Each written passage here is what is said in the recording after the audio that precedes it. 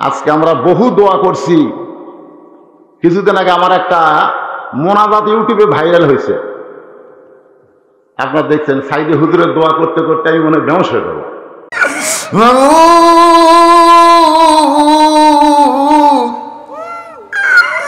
এই কোরআনের পাখিগুলো আজকে যারা মুসলিম হয়ে গেছে, চোর ডাকাতেরা বাইরে ঘুরতেছে, অথচ আলেমদের হাতে হাত করা পড়ায়া আল্লাহ আজকে যারা বন্দি অবস্থায় আছে, আমি দোয়া করি আল্লাহ গো আলেমদের তুমি হেফাজত করো।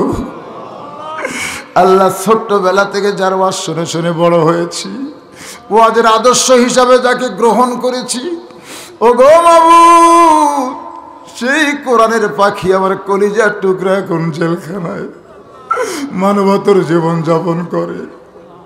অসুস্থ মানুষ, বাইপাস সার্জারির মানুষ, ডায়াবেটিস রোগ, 11 প্রকার রোগ নিয়ে হুজুর আমার জেলখানায়। যে বয়সে সন্তান সন্ততি একটু খেদমত করবে, যে বয়সে নাতি নুত করে না হুজুর একটু আনন্দ করবে, সেই বয়সে ও মাবুদ কি দোয়া করব, কলিজা ফেটে যায়। আল্লাহ চোখের পানির যদি এতটুকু দাম থাকে, আল্লাহ আবার হুজুরকে কোরআনের ময়দানে আমরা দেখতে চাই। এই দোয়া আবার পুলিশেরা কিভাবে পাচ্ছে ভাই আমার ধরবার গেছে। আমি বললাম ওসি সাহেবকে, আপনি প্রধানমন্ত্রীর জন্য দোয়া করেন না? করি। আমি তো দোয়া করি রব্বানা আতিনা ফিদ দুনিয়া হাসিনা ওয়া ফিল আখিরাতি হাসিনা ওয়া কিনা আযাবান নার। খালি জবরের জায়গা জের মেরা দোয়া করি, তো অসুবিধা নাই তো।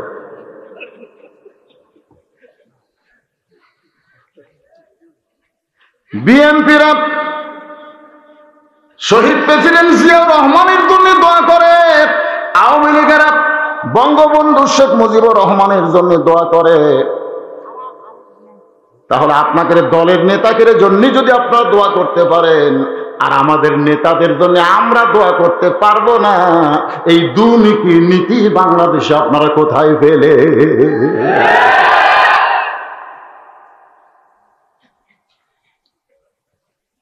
আল্লাহ বললেন, হাবিব শুধু দোয়া দিয়েই যদি সবাই হেদায়েত পায়, তাহলে দাওয়াতের দরজা বন্ধ হয়ে যাবে। এই দাওয়াতটা কেমন দাওয়াত, আমি রজব চাঁদকে সামনে নিয়ে আপনাদের সামনে আলোচনা করতেছি, একটু খেয়াল করেন। সকালবেলা আবু জেহেল নবীর চেহারার দিকে তাকায় বলে, বাজান সন্ধ্যার সময় দেখলাম তুমি সুন্দর, কিন্তু সকালবেলায় দেখতেছি তুমি অতীব সুন্দর। সুবহানাল্লাহ। সন্ধ্যার সময় তোমাকে দেখছি তুমি সুন্দর। দেখেন কি সুন্দর করে আবু জেহেল বলতেছে আল্লাহর নবীকে, সন্ধ্যার সময় দেখেছি তুমি সুন্দর, কিন্তু সকালবেলা দেখতেছি তুমি অতীব সুন্দর। আসলে আমাদের নবী কেমন ছিলেন? 400 রজগ্রহ তারি নূরের ইশারাত, নইলে যে অন্ধকারে ডুবিত এই ধরনী। সবাই বলেন নবী মোর পরশমণি, নবী মোর সোনার খনি, নবী নাম ভাবে যেজন সেই তো দোজাহানের ধনী। আল্লাহর নবী বললেন, চাচা সন্ধ্যার সময় আপনি আমাকে সুন্দর দেখেছেন, আর সকালবেলায় আমাকে অতীব সুন্দর দেখার পেছনে কারণ হলো আজকে রাত্রেবেলা আমি ঘুমিয়েছিলাম, ফেরেশতা জিবরাইল আমাকে ঘুম থেকে চেতন করে জমজমের কূপের পানি দিয়ে ওযু করানোর পরে বোরাকের পিঠে করে বাইতুল মুকাদ্দাসে 2 রাকাত নামাজ পড়ানোর পরে সেখান থেকে 7 আসমান পাড়ি দিয়ে আল্লাহর আরশে গেলাম। আল্লাহ পাকের সঙ্গে আমার মেরাজ হলো। আল্লাহ পাক আমাকে নামাজ দিল, সেই নামাজ দুনিয়াতে নিয়ে এসে ফজরের নামাজ পড়ে আপনার সামনে সর্বপ্রথম আমার দেখা হলো। আপনার তো সুবহানাল্লাহ করলেন, আবু জেহেল সুবহানাল্লাহ।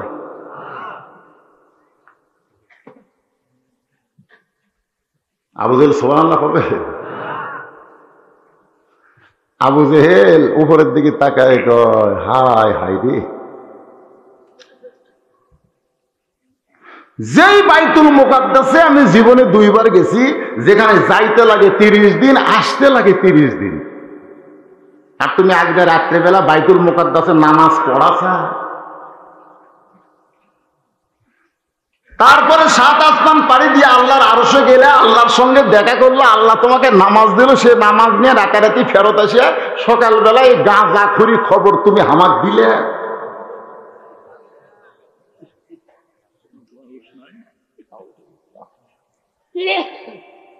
আবু জেহেল চিল্লায় বলে, পাগল, তুমি পাগল। এই কথা বলে যখন নবীর কাছ থেকে সরে যায়, নবী জোড়হাত করে বলে, চাচা আপনি আমাকে 100 বার পাগল বলেন, 1000 বার পাগল বলেন, আমার কোনো আপত্তি, কিন্তু আপনি আমার এই পাগল করে দৌড় দিচ্ছেন কেন? আবু জেহেল বলতেছে, আজ কিছুদিন হলে আমি খেয়াল করে দেখতেছি জনগণ আসে আমার বাড়ির দিকে থুতু দেয়, আর তোর বাড়ির যায়। আমি খুব খেয়াল করে বাংলাতে দেখতেছি তো, জনগণ আমার বাড়ির দিকে থু দিয়ে তোর বাড়ির যায়। আমি চিন্তা করলাম যে আমার বাড়ির ধারে এখনো ভালো মানুষ থাক, এইটা আমার সহ্য হয় না, তো কিভাবে আমার এলাকা থেকে তাড়ানো যায়, আমি কোনো ইস্যু পাচ্ছিলাম না, ইস্যু। কিন্তু আজকে পাচ্ছি আমাদের বাংলাদেশের কোন ইস্যুতে আজহারুলকে মানুষই পাঠায় দিছে, কোন ইস্যুতে আমির হামজাকে জেলের মধ্যে ঢুকাইছে, কোন ইস্যুতে আলেমদেরকে গ্রেফতার করতেছে, আজকে রজব চাঁদে মাহফিলের সুতা হিসাবে আমাদের জানার অধিকার আছে না নাই? ইস্যু ইস্যু কি ইস্যু? হ্যাঁ, ইস্যু একটা পাইছি, তোরে পাগল বানায়া আমার এলাকা থেকে তোকে তাড়া করব। সর্বপ্রথম সকালবেলায় আবু জেহেল আবু বকরের বাড়ির দরজায় এমন একজন মানুষের দরজায় আইছে, যেই মানুষটা হলো পৃথিবীর সবচাইতে নরম মানুষ। জোরে কোন সুবহানাল্লাহ। আল্লাহর নবী বলেছেন, আমার 4 জন সাহাবী হলো 1 নম্বর। সাহাবারা জিজ্ঞাসা করে, ইয়া রাসূলুল্লাহ 4 জন 1 নম্বর কেমনে হয়? আল্লাহর নবী বললেন, নরমে 1 নম্বর আবু বকর, গরমে 1 নম্বর ওমর, সম্পদে 1 নম্বর ওসমান, আর জ্ঞানে 1 নম্বর আলী। সর্বপ্রথম সকালবেলায় আবু জেহেল এসে ডাকতেছে, আবু বকর, আবু বকর। হঠাৎ আবু বকর শুনতে গেল যে এত বড় নেতা এই সকালবেলা আমার বাড়ির দরজা। আপনার বলেন তো, বড় বড় নেতারা সাধারণ মানুষের দরজা কখন যায়? ভোটের সময়।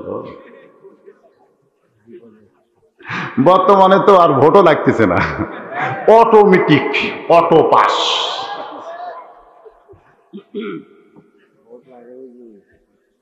চেয়ারম্যান সরকার ভোট লাগে,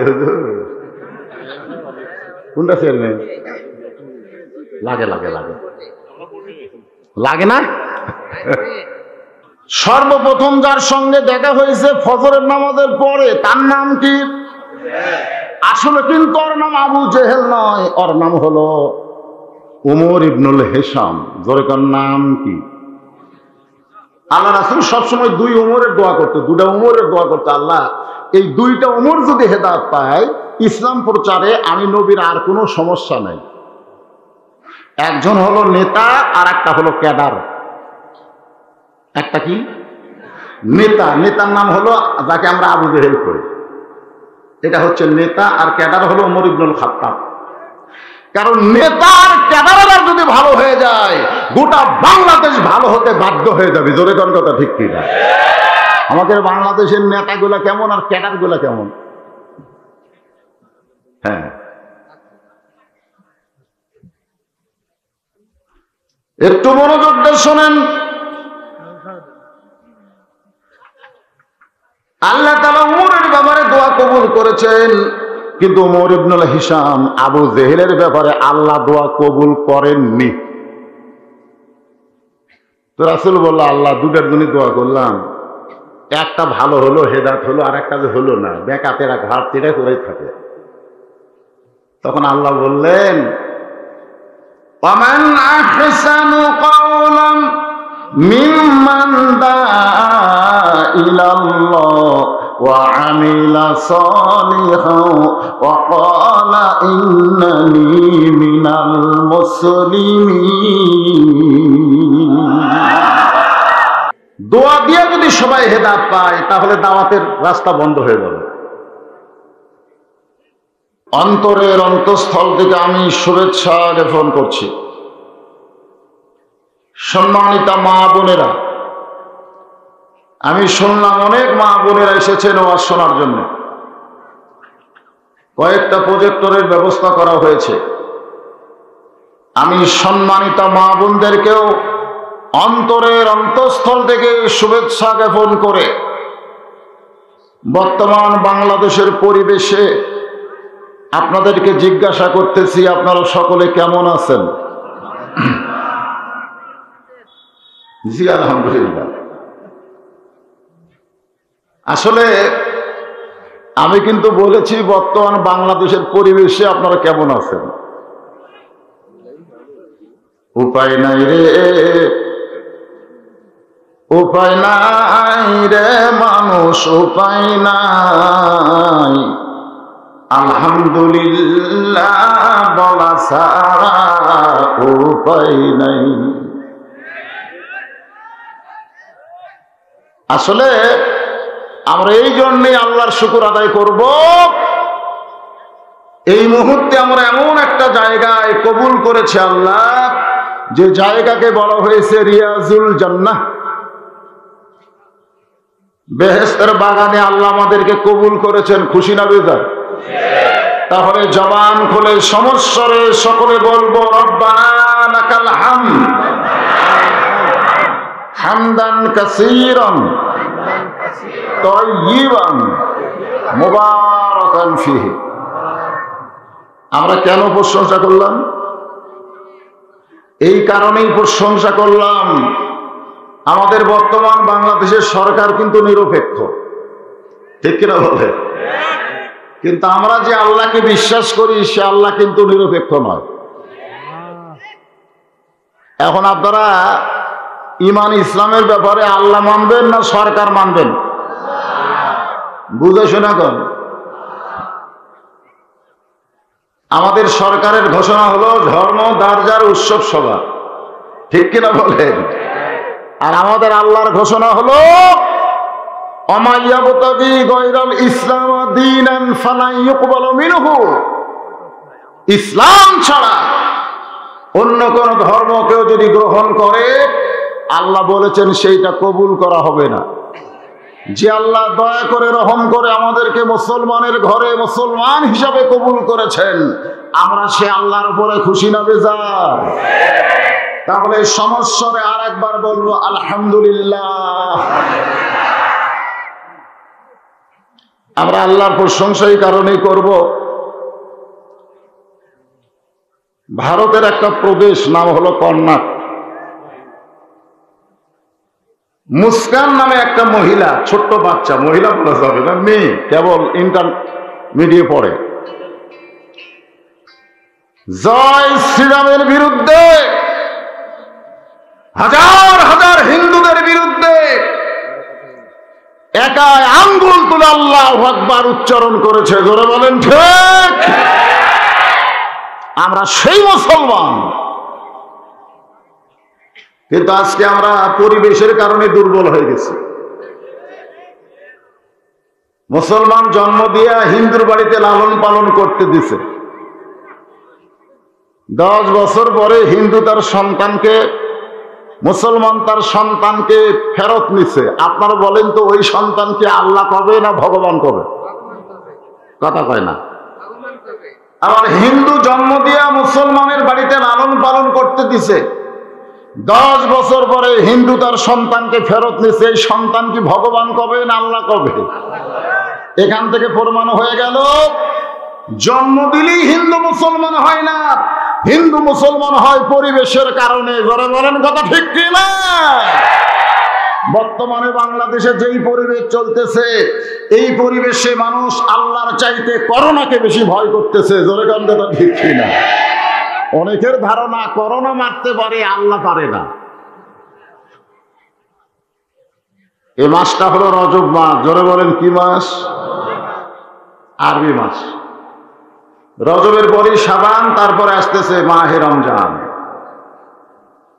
আমি রজব চাঁদকে লক্ষ্য রেখে আপনাদের সামনে কিছু গুরুত্বপূর্ণ কথা বলবো।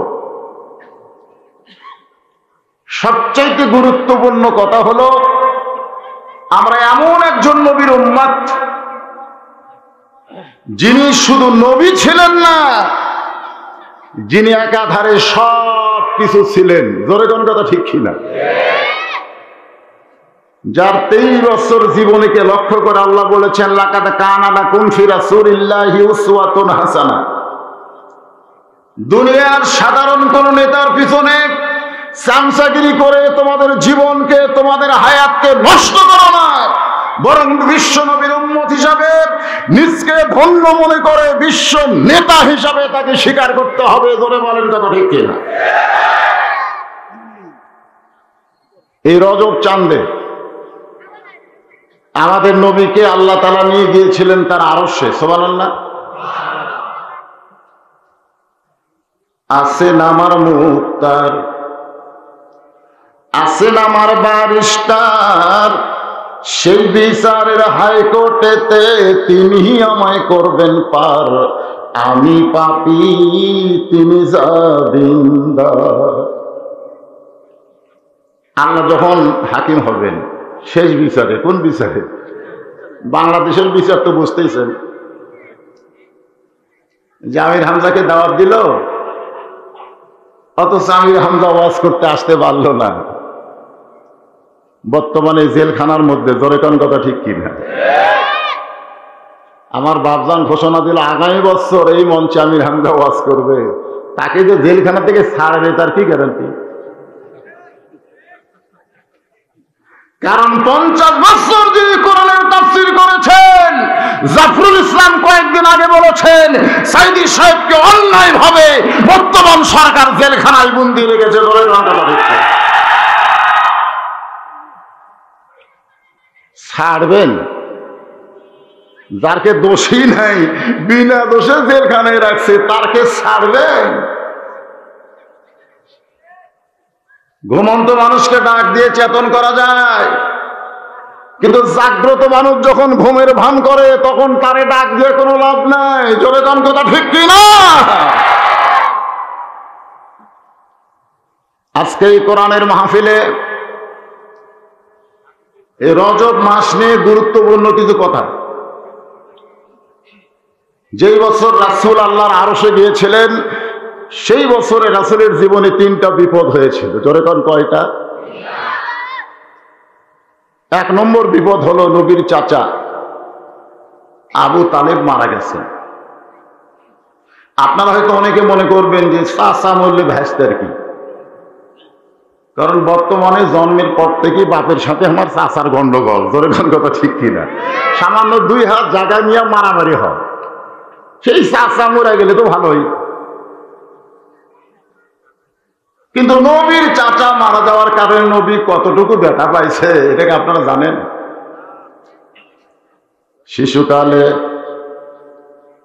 মইরা গেছে মা, গর্ভে থাকতে মরছে পিতা, নবী চোখে দেখলেন না। কে করিবে লালন পালন, কে দিবে সান্ত্বনা? এই দুনিয়ার বড় এতিম নবী ছিলেন একজনা। যিনি বাবার দরদ দিয়ে নবীকে লালন পালন করেছেন, সেই চাচার নাম হলো আবু তালেব। জোরাবরের নাম কি? নবীর এক চাচার নাম আবুল আহাব। আমি গোটা বাংলাদেশ খুঁজে কোনো মুসলমানের নাম আবুল আহাব পাইনি, কিন্তু আবু তালেব নামে বহু মুসলমান আছে। জোরে খান কথা ঠিক কিনা? আসলে আবুল আহাবও কাফের, আবু তালেবও কাফের। আমি বহু হুজুরকে জিজ্ঞাসা করছি, হুজুর একজন কাফেরের নামে মুসলমান, আবু লাহাব কেউ রাখে না, কিন্তু আবু তালেব রাখে কেন? তখন বলে আবু তালেবের ভূমিকা রাসূলের ব্যাপারে এত বেশি, যার কারণে আবু তালেব কাফের হলেও মুসলমান তাকে কাফের মনেও করে না, জানেও না, মহব্বত করে নাম রাখে আবু তালেব। জোরে কোন কথা ঠিক কিনা?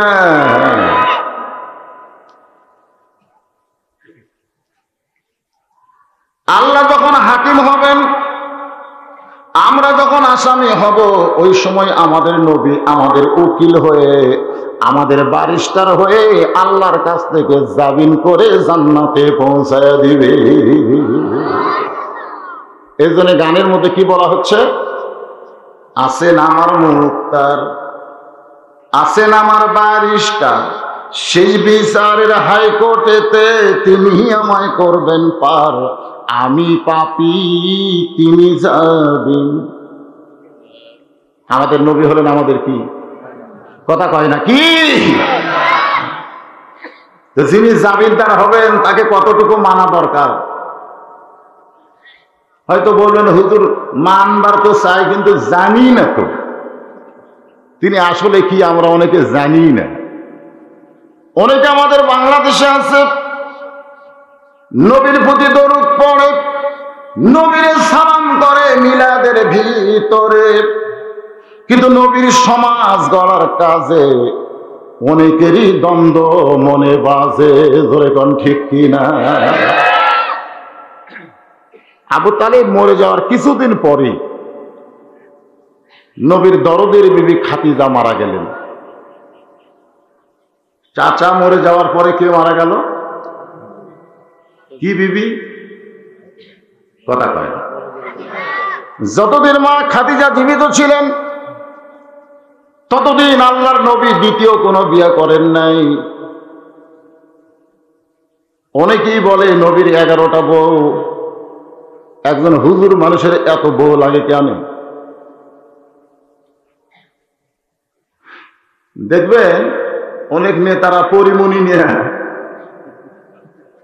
চরিত্র ধ্বংস করবে, ওই নেতাদের বিরুদ্ধে তেমন কথা হবে না, কিন্তু মামুনুল হক বউ নিয়ে ধরা পড়বে, কথা হয়। জোরে কথা দেখছি, এই দেশে জন্ম নিয়ে ভালো আছেন?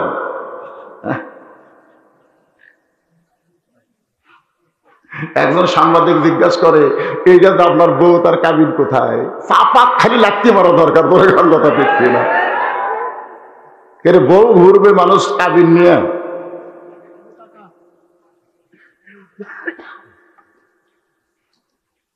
একজন আলেম যদি দুটো বিয়ে করে খুবই খারাপ, যদি 3টা করে, সামর্থ্য থাকলে 4টা করতেছে, অসুবিধা কি? আলেমদের খালি টিয়াখারই একটু অভাব, তাছাড়া অন্য কোনো অভাব নাই। কারণ আলেমেরা ছোটবেলা থেকেই এরা পাক পবিত্র। সুবহানাল্লাহ বলে কেন? কারণ এই কোরআন শরীফ ধরবার গেলে পেশাব করে পানি লিয়ে, পেশাব খালি পেশাব না, ঝুঁকে ফাইলা দিয়ে, ধরে কোন কথা ঠিক কিনা, তারপরে পানি দিয়ে, তারপরে উজু করে, তারপরে এটা ধরা লাগছে। এরা ছোটবেলা থেকে টাইট ফিটিং পোশাক পরে নাই, ঢিলা ঢালা পোশাক পরার কারণে আল্লাহ তাআলা ওই যন্ত্রদের ভালো রাখছে। সুবহানাল্লাহ। খালি টিয়া নাই দেখে 4টা করে মারা পারতেছে না।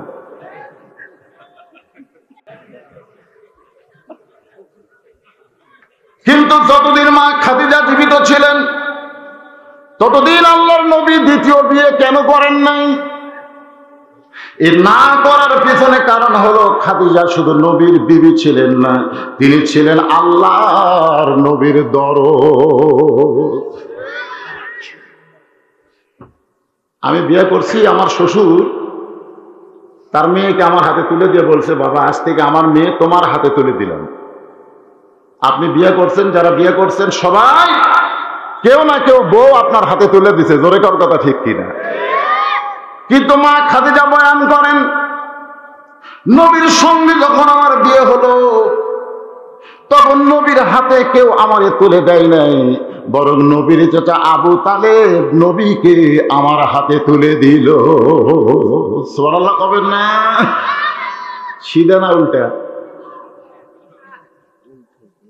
স্বামীর হাতে বউ না তুলে দিয়ে স্বামীকেই বউয়ের হাতে তুলে দিল। সুবহানাল্লাহ। সেই মা খাদিজা মারা যাওয়ার কিছুদিন পরে আল্লাহর নবী তায়েফে গেলেন। তায়েফবাসীরা নবীকে এত পাথর মারলেন যে পাথরের আঘাতে আমাদের নবী রক্তাক্ত হয়ে গেল।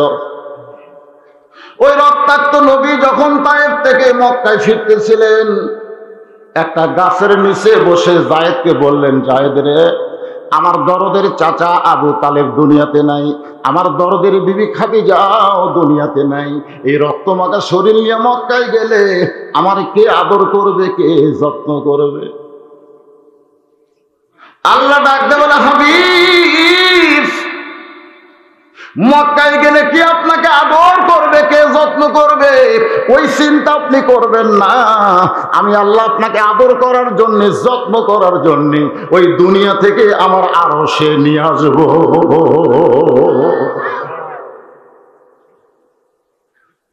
সেই মাস হচ্ছে আজকের এই রজব মাস। জোরে বলেন কি মাস?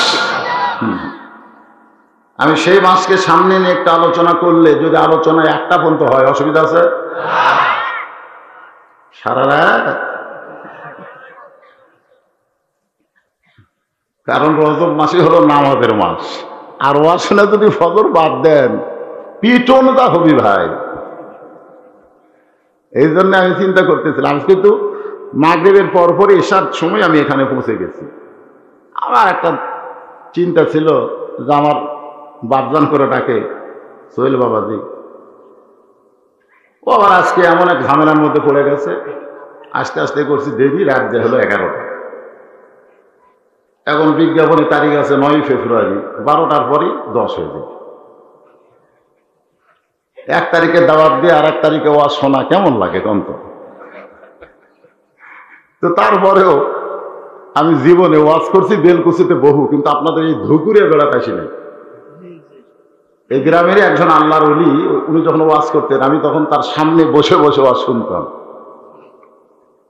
আমি তখন তার শ্রোতা ছিলাম। তার ওয়াজের শুরু থেকে শেষ পর্যন্ত অধিকাংশ সময় দেখেছি তার 2 চোখের 2 সাইডে পানি পড়তো। সুবহানাল্লাহ বলেন না? আপনাদের গ্রামেরই সন্তান না? আল্লাহর ওলি, বলেন সুবহানাল্লাহ। জি, পাশে কবর। আল্লাহ তার কবরকে জান্নাতের টুকরা হিসাবে কবুল করুক, ধরে কেন আমিন।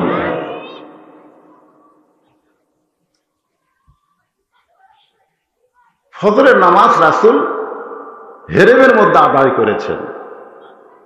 আদায় করে যখন বের হচ্ছেন, তখন সর্বপ্রথম যার সঙ্গে দেখা তার নাম হলো আবু জেহেল। ওয়াজ কিন্তু শুরু হয়ে গেল।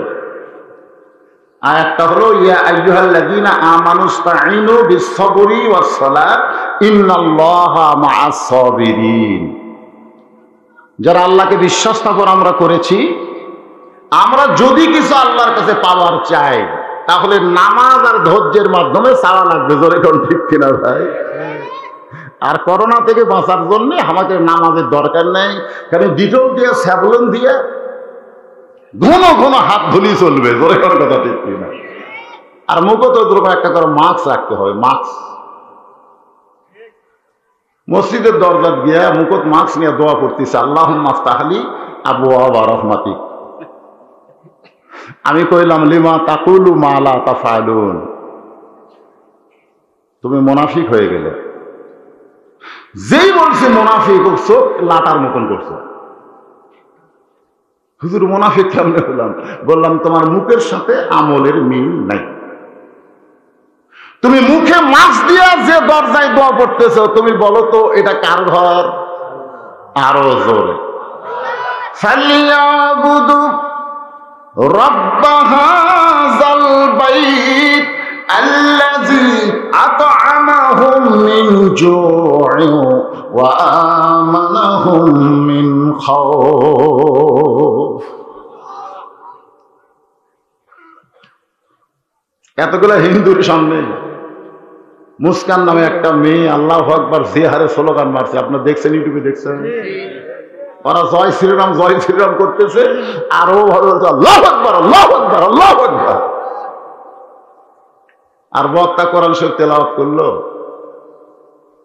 ওয়াইজা তুলিয়াত আলাইহিম আয়াতুহু যাদাতুহুম ঈমানান, আল্লাহ ঈমান বাড়ায় দেয়। যখনই কোরআন শরীফ তেলাওয়াত হয়, এক আয়াত হোক, হাফ আয়াত হোক, যেটাই হোক, বক্তা শেষ করার সঙ্গে সঙ্গে জবান খুলে বলা লাগবে আল্লাহু আকবার।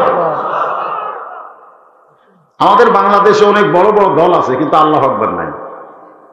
আচ্ছা, আওয়ামী লীগের কোন মিছিলের মধ্যে কোন কর্মী যদি হঠাৎ বলে লিল্লাহে তাকবীর, আপনারা বলেন তুমি কর্মী থাকবি?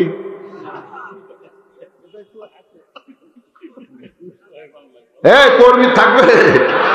আওয়ামী লীগের লোকেরাই বলবে কিনা আমাদের দল তো আল্লাহু আকবার নাই।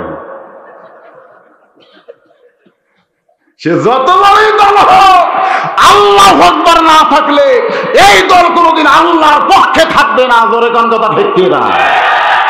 খালি দিয়ে দেখেন। সকালবেলা সে গল্প করতেছে, দুইজন চাষ করো, তুই কয়টা মারছি? তোকে আমি 50টা মারছি। তুই কয়টা? আমি 100টা। এক মুড়ি গোটাল খালি। সাইড থেকে একজন বলতেছে, এই তোরা যে 50টা মারলি, 100টা মারলি, কেউ দেখেনি। তখন বলে কি যে খন, দরজা জানলা বন্ধ করে মারছি, দেখবি কে? দুই কান্দের দুই ফেরেশতা আল্লাহ বলতেছে, আল্লাহ এই শালারা কি কয়? এরা যে বলতেছে দরজা জানলা বন্ধ করে মারছি, কেউ দেখেনি, এর কি ঈমান আছে? ঈমান এবং আকীদার উন্নয়নে আজকের মাহফিল। ধরে কোন কথা ঠিক কিনা? আপনারা বলেন তো, দরজা জানলা বন্ধ করলে কেউ দেখেনি, এই কথা যারা বলছে তারা ঈমানদার না বেঈমান? তোমার দুই কান্দে দুই মুহুরি লেখিতেছেন ডায়েরি, দলিল দেখে রায় দিবে, টাকা পয়সার নাই কারবার। বলেন আছেন আমার মুক্তার, আছেন আমার বারিস্টার, সেই বিচারের হাইকোর্টেতে তিনি আমায় করবেন পার। আমি পাপী, তিনি জামিনদার। কিরামান কাতিবিনা ইয়ালামুনা মা তাফআলুন।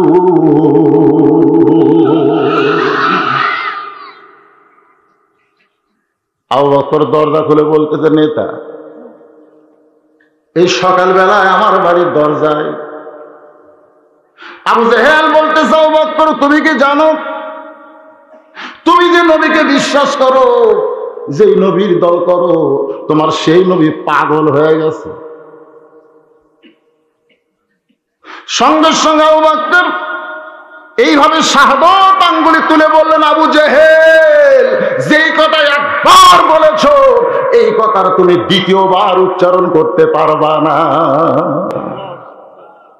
সুবহানাল্লাহ। আবু জেহেল 3 ধাপ পিছনে গেছে। 3 ধাপ পিছনে গিয়ে বলতেছে, এই নরম মানুষ এত গরম হলো কেন? আবু জেহেল কি মানুষ? কথা কয় না, কি মানুষ? আবু জেহেল চিল্লা বলে, আবু বকর তুমি নরম মানুষ, তুমি এত গরম হয়েছো কেন?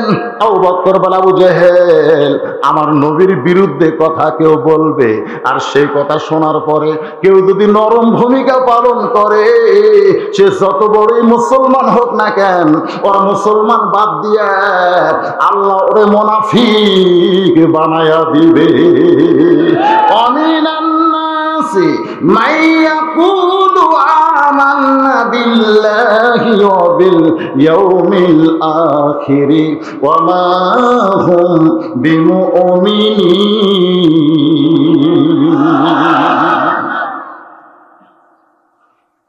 আমাদের নবীর বিরুদ্ধে আমাদের বাংলাদেশে কথা হয় কি হয় না? কি কইছেন? কি কইছেন? এই আবু বকরের মতো নরম মানুষ শাহাদাত আঙ্গুলি তুলছে, আর আমরা নাউজুবিল্লাহ কয়ে দায় সারা কাম। নবীর বিরুদ্ধে কথা বললে আল্লাহ তো আসি, আল্লাহ কি বসে আছে নাকি? আল্লাহ আমাকে দেখতেছে, যেই নবীর সুপারিশ ছাড়া তোমরা জান্নাতে যাওয়ার পারবে না, সেই নবীর বিরুদ্ধে বাংলার জমিনে কথা বললে বাংলাদেশ থাকবে, কিন্তু কোনো নাস্তিক থাকতে পারবে না। ধরে বলেন কথা ঠিক কি না? কিন্তু আছে। আবু জেহেল বলতে চাও, বকর তুমি কি জানো তোমার নবী কি বলেছে? তোমার নবী আমাকে সকালবেলা বলল, আজকে গভীর রাত্রে বাইতুল মুকাদ্দাসে গিয়ে 2 রাকাত নামাজ পড়াইছে, সেখান থেকে 7 আসমান পাড়ি দিয়ে আল্লাহর আরশে গেছে। আল্লাহ পাক নাকি তাকে 5 ওয়াক্ত নামাজ দিয়েছে। সে নামাজ নিয়ে রাতারাতি ফেরত এসে সকালবেলা এই গাঁজাখুরি গল্প আমার কাছে করেছে। এখন বলে, আবু বকর তোমার নবী কি ঠিক আছে? আবু বকর চিল্লায় বলে, আবু জেহেল এই কথা যদি আল্লাহর নবী বলে থাকে তাহলে এক বিন্দু মিথ্যা বলে নাই।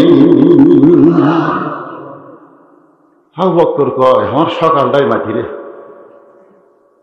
কার কাছে গিয়ে খবর দিলেন? আমাদের কাছে খবর দিচ্ছে, হুজুর যতই ওয়াজ করেন সাইদি সাহেবের ফাঁসি হবেই। আমি বললাম, ভাই রে এত সুন্দর একটা খবর দিলে, চলো চা খাই। তো বলে, হুজুর আপনি ওই দলের লোক না। আমি বললাম যে খবরটা যে ভালো দিছে, এই জন্যই তো তোমার চা খেলাম, চলো যাই। বললাম, ভাই ঘন করে দুধ দেওয়া, ওরে 2 কাপ চা দে। বলে, হুজুর 2 কাপ খান। বলে, এত সুন্দর খবরের এক বোনাস খাও। ও যখন চা খাচ্ছে তখন আমি কানে কানে বলতেছি, ভাই সাইদি সাহেবের ফাঁসি হবে, তোর কাছে যেমন আমার কাছে একটা খবর আছে। বলে, হুজুর কি খবর? আমি বললাম, তোর মৃত্যু হবে। যেই কইছে তোর মৃত্যু হবে, শুন করছে।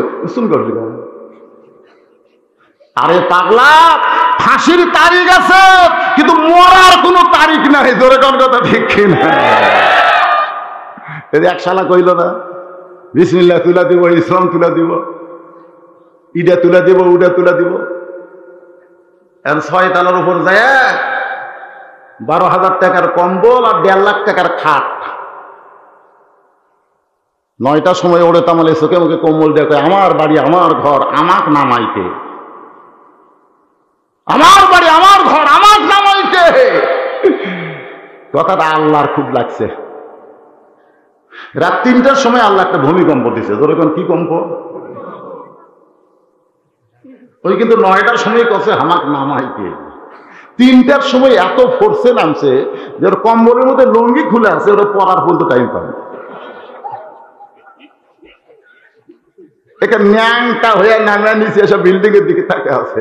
অনেক লোকে কিন্তু নামছে, এই ভূমিকম্পতে অনেক লোকে নামছে, কিন্তু সকলের লুঙ্গি আছে আর নাই। একজন সাহস করে গিয়ে বলতে, কে রে ভাই তুই বিল্ডিং এর দিকে তাকে আছিস, তোর লুঙ্গি? হায় হায়, লুঙ্গি তো 6 তলায়। তাহলে তোর লুঙ্গি 6 তলায় কেন? তখন গাধার মনে পড়েছে যে আমার বাড়ি আমার ঘর আমাক নামাইতে। আল্লাহ বলতে যে ক্ষমতার চেয়ারে পাইয়া যদি কেউ মনে কর আমাক নামাইতে, আমার আল্লাহ তাআলা নামাবে নামাবে, ন্যাংটা করে নামায়া ছাড়বে। ধরে বলেন কথা ঠিক কিনা?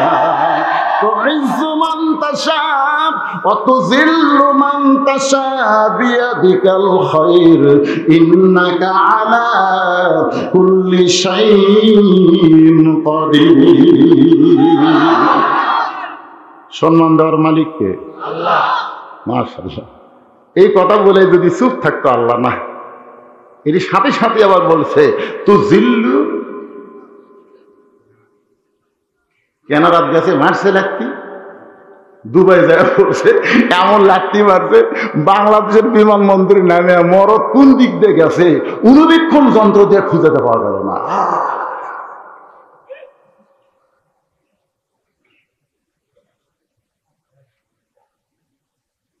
আবু জেহেল চিন্তায় পড়ে গেল, সকালটাই মাটি, কার কাছে কি খবর দিলাম, আমার কাম হলো না। আমি ওর কানে কানে কইলাম তোর মৃত্যু হবে, ফাঁসির তারিখ আছে কিন্তু মরার তারিখ নাই। এই বাংলাদেশে যাদের ফাঁসি হয়েছে মরার আগে তারা কিন্তু কলেমা শরীফ পাঠ করে করে মারা গেছে। তাই বলে রিয়াদের শ্বশুরের কথা মনে করবেন না যে কলমা পড়া গুলি করলেও। আমরা দিনে দিনে কি দেখতেছি, কি পরিবেশ দেখছেন? কলমা পড়তেছে আমাকে অনেকে প্রশ্ন করছে, হুজুর আপনি ওয়াজ করতে বলেন যার শেষ কথা লা ইলাহা ইল্লাল্লাহ সে জান্নাতে যাবে। আমি বললাম, পাগলা, শেষ কথা কয়ে যদি মরিয়া যায় তাহলে জান্নাতে যাবে, কিন্তু আত্মহত্যা করলে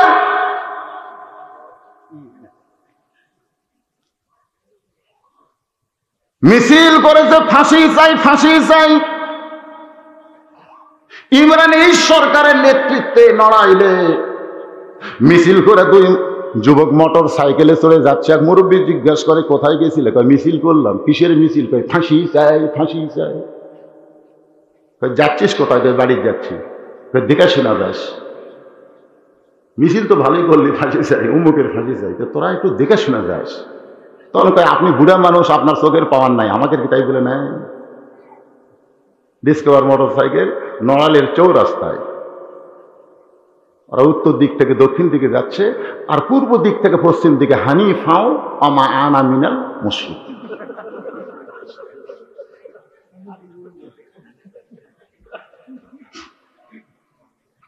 হানিফ নামে একটা বাস আছে না? নাই, হানিফাও আমা আনা মিনাল, দুটাই মরিছে, দুটাই মরিছে।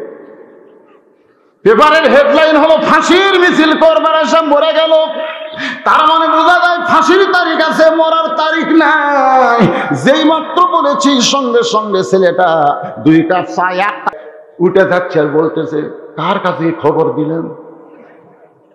সঙ্গে সঙ্গে বললাম, তোমার কাছে মিডিয়ার খবর আছে, পেপারের খবর আছে, টিভির খবর আছে, কিন্তু যারা বক্তা, যারা আলেম, তাদের কাছে আল্লাহর কোরআনের খবর আছে। ওয়ালা তাকুলু লিমান ইউকতালু ফি সাবিলিল্লাহি আমওয়াতুন বাল আহয়াউ ওয়ালাকিন লা তাশউরুন। আল্লাহ রাস্তায় যাদেরকে হত্যা করা হবে, আল্লাহ রাস্তায় যাদেরকে কতল করা হবে, আল্লাহ রাস্তায় যাদেরকে ফাঁসি দেওয়া হবে, আমার আল্লাহ বলতেছেন তাদেরকে তোমরা মৃত্যু বলো না, আমি আল্লাহ বলতেছি তারা চিরঅমর। যখন হোসেন রাদিয়াল্লাহু মাথা নিয়ে ইয়াজিদের দরবারে গেছে, জিয়াদ নাম শোনেনি? জিয়াদের তো এখন এই মাথা একটা এরকম গামলার মধ্যে করে নিয়ে ইয়াজিদের সামনে উপস্থাপন করে বলতেছে, দেহ পড়ে আছে কারবালায়, আর মাথা আপনাকে উপহার দিলেন। তখন ইয়াজিদের হাতে একটা লাঠি ছিল। ওই লাঠিটা হোসেন রাদিয়াল্লাহু মুখের মধ্যে ঢুকায় বলতেছে, হোসাইন তুমি শেষ, তুমি শেষ। আমি তোমাকে বলেছিলাম তুমি ইমামতি দায়িত্ব পালন করো, আর আমি রাষ্ট্রের দায়িত্ব, আমি হব রাষ্ট্রপতি, আর তুমি করবা ইমামতি। তুমি হবা ধর্মনেতা, আমি হব রাষ্ট্রনেতা। তোমার কাছে প্রস্তাব দিলাম, তুমি আমার কথা মানলা না। তুমি বললে তোমার নানা যা করছে, আবু বকর যা করছে, উমর যা করছে, আলী যা করছে, ওসমান যা করছে, সেই ধারা মোতাবেক তুমি নাকি রাষ্ট্র চালাবা। আজকে তোমার খবর কি? মুখের মধ্যে লাঠি ঢুকায় ইয়াজিদ যখন অহংকার করে বলতে, হোসাইন তুমি শেষ, তুমি শেষ, তোমার নাম গন্ধর থাকলো না, আমি ইয়াজিদ, আমি ইয়াজিদ। হাজার হাজার জনগণ ইয়াজিদের সামনে, কেউ মাথা তুলতেছে না। লোকমা দেওয়ার মতন একটা মানুষ নাই। ইমাম যদি 4 রাকাত নামাজের 3 রাকাতে বসে, আর একটা মুসল্লি যদি লোকমা না দেয়, আপনারা বলেন তো নামাজ কমলো না বাড়লো?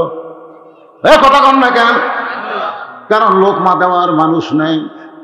আজকে মসজিদে লোকমা আছে, 4 রাকাত নামাজের 3 রাকাতে বসার সঙ্গে সঙ্গে একটা ভ্যানালা পর্যন্ত আল্লাহু আকবার লোকমা দেয়। কিন্তু একটা চেয়ারম্যান যদি ইউনিয়নের মধ্যে কোনো অন্যায় করে, তাহলে দেখবেন একটা মানুষও লোকমা দেয় না। ধরে কোন কথা ঠিক কিনা? এমপি মন্ত্রীরা ভুল করলে লোকমা দেয়। লোকমা খালি মসজিদের মধ্যে, খালি মসজিদের মধ্যে লোকমা আছে। লোকমা থাকার কারণও আছে। এটা আমার হুজুর, ওই সাইড আমার ভাইয়ের, ওই সাইড আমার চাচার। আর এইদিকে যা দেখতেছেন এলাকার মধ্যে পাওয়া দেওয়ার কারো জায়গা নেই। এই ধুকরিয়া বেড়া বাজার গোটা, তো সবই যদি তোমাকে হয় আল্লাহ, আল্লাহটা দেখতে গেলে 2 মিনিট হাঁটা লাগবে হুজুর, দেখা যাবে না। চলো দেখে আসি। এবার মসজিদের সামনে এসে বলছে যে হুজুর এখানেও আল্লাহর কিছু ছিল না, আমার চাচা এই 10 শতক আল্লাহ দান করছে, আর আমরা সবাই টাকা পয়সা দিয়ে আল্লাহর ঘর মসজিদ বেনে দিছি। ফেরেশতাকে আল্লাহ এটা কোন দেশ, যে দেশে তোমার কিছু নাই, ওর চাচা দান করলে তুমি পাও, আর এরা টাকা পয়সা দিয়ে তোমার ঘর বেনা দিছে, এই দেশের নাম কি? আল্লাহ বলতেছে ওই দেশের নাম হলো বাংলাদেশ। ওই দেশে আমি আল্লাহর চাইতে গরিব কেউ নাই রে।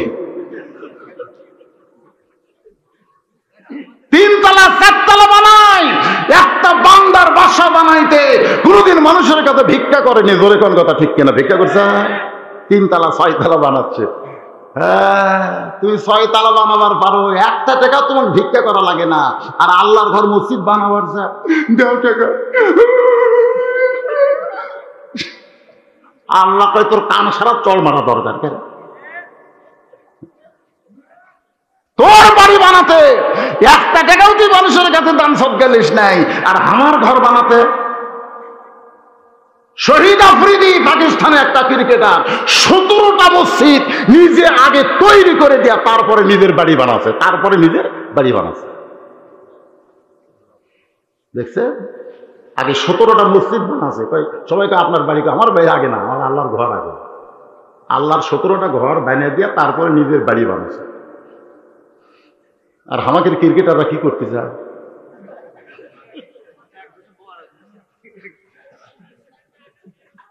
এই আমার ওখানে যায় দেখবেন, 17 বছর ওয়াজ করছি বেকার, একটা টাকাও জনগণ ঠিক মতো দেয়নি। উপরে খালি 500 টাকার লোক, ভিতরে 10 টাকার লোক, এইরকম মোটা করে দিচ্ছে 17 বছর। তারপর থেকে জনগণ যখন টাকা দেওয়া শুরু করলো, দাওয়াত দিবার যাবেন, 200 শতক জায়গার উপরে মসজিদ মাদ্রাসা কমপ্লেক্স বানাইছি। এই পৃথিবীর একটা টাকাও কারো কাছ থেকে দান সাদগালেই নাই, সমস্ত টাকা হলো আপনাদের ওয়াজের টাকা। ওয়াজের পরে যে টাকা দেয় সেই টাকাটা বানাইছে। আগে আমার বাড়ি বানানি, আগে আমি আল্লাহর ঘর নবীর মাদ্রাসা বানাইছি। আর এত বড় বাজারের মধ্যে একটা মসজিদ, আমি ওটার সাথে সাথে কই হুজুর টাকা কখন আদায় করবে? অনেকেরই ধারণা যে ওয়াজ দুটাই যদি লোক ভর ভর করে উঠা যাবে সেই বক্তা, ওয়াজ শুরুই হয়নি। এমন মার আছে, ওটা তো দূরের কথা, কিন্তু এদের মধ্যে একটা ধুকধুকি কাজ করতেছে। এই জন্য মাত্র 5টা মিনিট আপনাদের কাছে ব্যাগ যাবে, ব্যাগ যাবে, রুমাল যাবে। কেউ পকেটের টাকা ফিরে যদি কম দিল না, আগামীকালই আপনার ডাক্তারের কাছে যাওয়া লাগবে। আগামীকালই এমন একটা উষ্টা খাওয়া খাবেন, মোটর সাইকেল অ্যাক্সিডেন্ট করবেন ভুটভুটির সাথে, পকেটের টাকা তো দিবেন না, ডাক্তারও দেওয়া লাগবে 1000 টাকা। ধরে কথা ঠিক কি না? এই জন্য 5 মিনিটের মধ্যে এই রুমালে আদায় হবে। আদায়ের পরে কে চলতে থাকবে ওয়াজ যতক্ষণ চলে, কমিটির মধ্যে তো না ধুকধুকি না থাকে। জোরে কথা ঠিক কিনা? হ্যাঁ হ্যাঁ, রুমাল না বাবা, রুমাল না দাও। আর পকেট থেকে বার করেন 10, 20, 50, 100 টাকার পয়সার মালিক কে? মালিক কে? তাহলে এদের সামনে কেউ যদি উঠা বসা করে, ওই ফাঁকা জায়গাটা আপনি সামনে পিছন দিক থেকে এসে সামনে বসেন। ইনশাআল্লাহ আজকের মাহফিল আমাদের সকলের হেদায়েত হিসাবে আল্লাহ কবুল করুক। জোরে কোন আমিন। কেউ যদি মনে করেন হুজুর গামছার মধ্যে আমরা 10, 20, 50, 100 টাকা না দিয়ে আপনার হাতে আমরা 500, 1000 দিব, এরকম যদি কেউ দেন, এখানে কেউ দিল, এরকম যদি কেউ দেন দিতে পারবেন, অসুবিধা নেই। আমি আর একবার শেষের দিকে আদায়ের জন্য আপনাদের কিছু সময় দেবো। আদায় আপাতত শেষ। এই গামছাগুলো সব টেজে নিয়ে আসো। হ্যাঁ, সব গামছা যে কটা আদায় হয়েছে সব নিয়ে টেজে চলে আসেন। আর আপনারা এখানে জোনা বসেন, যারা আশেপাশে দাঁড়িয়ে আছেন আল্লাহর রাস্তায় বসেন, জিকির করেন।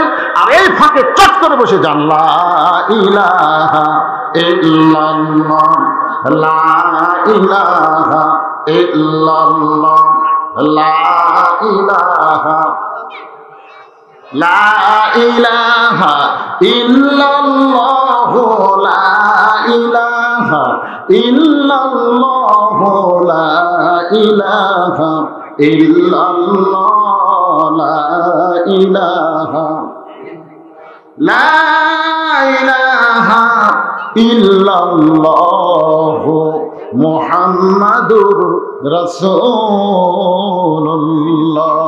সাল্লাল্লাহু আলাইহি ওয়াসাল্লাম। আমি বলতেছিলাম লোকমা, জোরে বলেন কি? এই মসজিদের মধ্যে লোকমা আছে না নাই? কিন্তু সমাজের নেতাদের মধ্যে কোনো লোকমা নাই। এত বড় কথা ইয়াজিদ বলতেছে যে হুসাইন তুই শেষ হয়ে গেলি, তুই শেষ হয়ে গেলি। আমি ইয়াজিদ, আমি এখন ইয়াজিদ, এমন একটা স্বৈরাচারী কথা বলতেছে। তারপরেও কেউ লোকমা দেয় না। জোরে কোন কি দেয় না? এই কথার দিকে খেয়াল নেই, কেউ কি দেয় না? কেন দেয় না? কারণ লোকমা দিলেই তার অবস্থা ইয়াজিদ খারাপ করে দিবে। আপনারা বলেন তো, ইয়াজিদ তার মাত্র 4 বছর 4.5 বছর শাসনের মধ্যে 3টা অন্যায় করেছে, কঠিন অন্যায়। ধরে কোন কয়টা?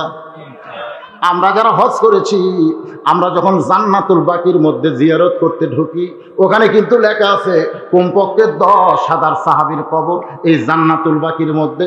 এই 10,000 সাহাবীকে ইয়েজিদের বাহিনীরা অন্যায়ভাবে হত্যা করেছে, যাকে বলা হয় হাররার যুদ্ধ। ইয়াজিদ সর্বপ্রথম আল্লাহর কাবা ঘরে কামান ঢুকাইছে। জোরে কোন কি মারছে? কাবা ঘরকে লক্ষ্য করে কামান মারছে। আর 1 নম্বর অন্যায় হলো আল্লাহর নবীর আদরের নাতি হুসাইন রাদিয়াল্লাহকে হত্যা করেছে। হয়তো আপনারা বলবেন হুজুর ইয়াজিদ তো হত্যা করে নাই। ইয়াজিদ হত্যা করে নাই এটা যেমন সরাসরি সত্য, কিন্তু হত্যাকারীর বিচারও করে নাই। জোরে কোন কথা ঠিক কি না? সমস্ত সাহাবীরা যখন মাথা নিচু করে বসে আছে, ইয়াজিদের সামনে যত মুসলমান সবাই যখন মাথা নিচু করে বসে আছে, লোকমা দেওয়ার কেউ নাই, এমন সময় 80 বছরের একজন সাহাবী মাজায় লাঠি ভর দিয়া দাঁড়ায়া গেছে। সুবহানাল্লাহ কন্যা কেন? কুম কুম, আল্লাহ বলেছেন কুম, দাঁড়াও, লিল্লাহি কানিতিন, আনুগত্য নিয়ে আল্লাহর জন্য দাঁড়াও। আজকে আমাদের বাংলাদেশে অন্যায় আছে না নাই? সেই অন্যায়ের বিরুদ্ধে দরকার হলে ঈমান যদি ঠিক থাকে, দেহ দুর্বল হলো মাজায় লাঠি দিয়ে দাঁড়াতে হবে। জোরে কোন কথা ঠিক কিনা? দাঁড়াচ্ছে, হেঁটে হেঁটে এসে মসজিদের মধ্যে সিয়ারত বসতেছে। কত বড় দাঁড়াবে উনি, আরো বসার বাকি। গোটা বাজার হাঁটতেছে, 10 কেজি ব্যাগ নিয়ে বাজার করতেছে। ওই লোকটাই মসজিদের মধ্যে এসে চেয়ার খুঁজতেছে। আপনাকে এই ধুকুরে বেড়া মসজিদে চেয়ার আছে? আছে। মসজিদ কমিটি কার আগে ধরবে, তারপরে ধরবি হুজুর।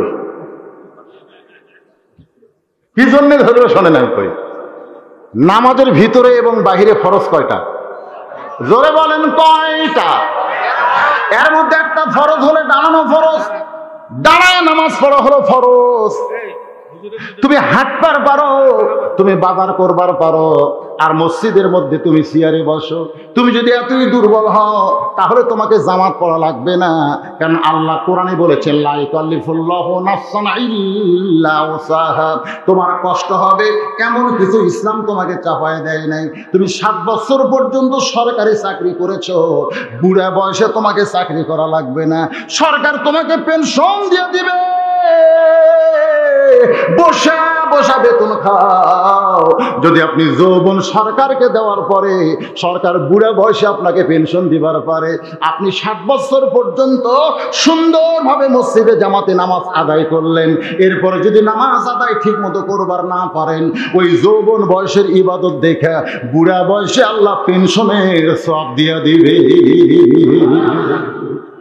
কারণ জামাতে নামাজ পড়া যেমন ওয়াজিব, কাতার সোজা করাও তেমন ওয়াজিব। চেয়ারে বসে কেউ যদি নামাজ পড়ে সে কিন্তু কাতার সোজা করতে পারবে না। আর যতক্ষণ পর্যন্ত কাতার সোজা না হয়েছে ততক্ষণ পর্যন্ত আল্লাহর নবী ইমামতির নিয়ত করে নাই। কথা কন না কেন? কথা কন না কেন? পায়ের গোড়ালির সঙ্গে গোড়ালি মিল করা লাগবে। যে বেটা চেয়ারত বসছে ওর পায়ের গোড়ালি কোন জায়গা গেছে, এই জন্য দাঁড়াতে হবে, দাঁড়াতে হবে। 80 বছরের সাহাবী আনাস ইবনে মালিক দাঁড়িয়ে বললেন, ইয়াজিদ মুখে যা আসে তাই বলতে পারো না, লোকমা দিয়ে আনাস বলতেছি আজিদ মুখে যা আসে তা বলতে পারো না, তুমি যে চেয়ারে বসে বলতেছো হোসাইন শেষ হয়ে গেছে, হোসাইন শেষ হয়ে গেছে, ওই হোসাইনকে তুমি চেনো? যে হোসাইনকে তুমি বলতেছো হোসাইন শেষ হয়ে গেছে, ওই হোসাইনকে তুমি চেনো? যদি আনাস বলতো হোসাইনকে তুমি জানো, তাহলে উত্তর কিন্তু সহজ হইতো। যখন বলেছে চিনো, তখন কিন্তু সহজ না, উত্তর কঠিন হয়ে গেছে। জোরে কোন কথা ঠিক কি না? আমাদের বাংলাদেশের সমস্ত মুসলমান আল্লাহর কোরআন জানে, কোরআন পৃথিবীর শ্রেষ্ঠ কিতাব, পড়বার না পারলেও কোরআনকে সম্মান করে। জোরে কোন কথা ঠিক কি না? কিন্তু কোরআন তো শুধু জানার জন্য আল্লাহ দুনিয়াতে পাঠায় নাই, এই কোরআনকে আমাদের বাস্তব চিনা লাগবে। এই বাংলাদেশে যে বক্তারা কোরআন আপনা করে জানায়, ওই বক্তাদের কোনো বিপদ নাই। কিন্তু যারা কোরআন চিনাবার গেছে, কোরআন অনুযায়ী চলবে, রাষ্ট্র চলবে, সমাজ চলবে, রাজনীতি চলবে, এই কথাগুলো যারা মানুষের সামনে বলেছে, তারাই কিন্তু আজকে বড় বিপদের মধ্যে রয়েছে। আমি দেখলাম আপনাদের প্রিন্সিপাল হুজুর একটা আয়াত তেলাওয়াত করলেন, আইয়ুহাল্লাযীনা আমানুত্তাকুল্লাহা ওয়া কুনু মা'আস সাদিকিন। এই আয়াতটা শুনেন নাই? তখন হুজুর আয়াত করলো, পড়েন হুজুর আয়াত। হ্যাঁ, এই আয়াতটা হুজুর সাদিকিন দিয়ে কি বুঝালো? সাদিকিন আল্লাহ বলছে, ইমানদারেরা যদি আল্লাহর ভয় কলিজার মধ্যে রাখতে চাও, তাহলে সত্যবাদীদের সাথে হও। সত্যবাদী কারা? যারা বেড়া আছে তারা, না ভিতরে যারা? কথা কন না কেন, কথা কন না কেন? ইমাম আবু হানিফা থেকে শুরু করে আল্লাহর নবীর থেকে শুরু করে, নবী তো বন্দী হয়েছিল, আবু হানিফা বন্দী আছিল না?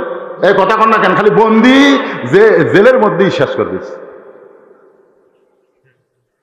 আমাদের মধ্যে তারা ভেজাল ভেজাল, এরা বেড়া আছে, আর সাদিকিনরা সব জেলের মধ্যে ঢুকছে। তো কুনু মা মানে কি? যদি সাদিকিনদের সাথী হবার চাও, এই কোরআনকে চিনানোর আন্দোলন করে দরকার হলে বাংলাদেশের জেলের মধ্যে ঢুকবো, দেখি তোমাদের জেল কত বড়। জোরে কোন কথা ঠিক কিনা? না না, জেলের মধ্যে হিন্দুরা এখন মুসলমান হওয়া শুরু করছে, আর কিছুদিন পরে সরকার দেখবি না একটু তো যেটি থমো সেটি বিপদ। আমি এ পর্যন্ত 9 বার ধরা খাচ্ছি। ধরে কোন কয়বার? তা আপনারা কি মনে করছেন জেলের মধ্যে আমি যতবার গেছি ওই জেলের মধ্যে বক্তা সবাই হুজুর ওয়াজ করে, নামাজের সময় হুজুর ইমামতি করে, আয় আয় আমার খাবার কোনো অভাব নাই, ওরা যে গোস্ত মোস্ত পাই সব আমার দেয়, হুজুর খান।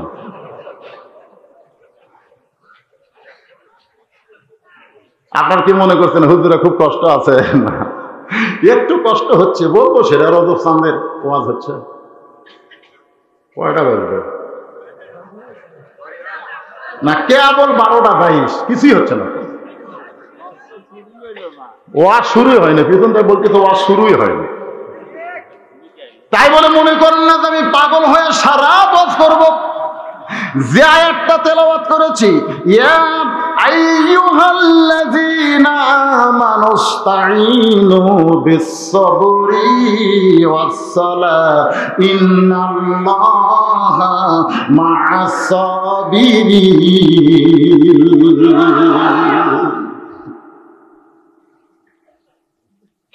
আনাস বলতেছে, ইয়াজিদ তুমি হোসেনকে চিনো? যে হোসেনের মুখের মধ্যে লাঠি ঢুকায় বলতে তো হোসেন শেষ হয়ে গেছে, সেই হোসেনকে তুমি চিনো? আমি একাধারে 10 বছর আল্লাহর নবীর খাদেম ছিলাম। সুবহানাল্লাহ। খাদেমের নবী, নবীর খাদেম বলা যাবে কিন্তু গোলাম বলা যাবে না। কেউ যদি বলে গোলাম রসুল, নাম রাখছে গোলাম রসুল, এটা থাকা যাবে না। নবীর খাদেম বলা যাবে কিন্তু গোলাম বলা যাবে না।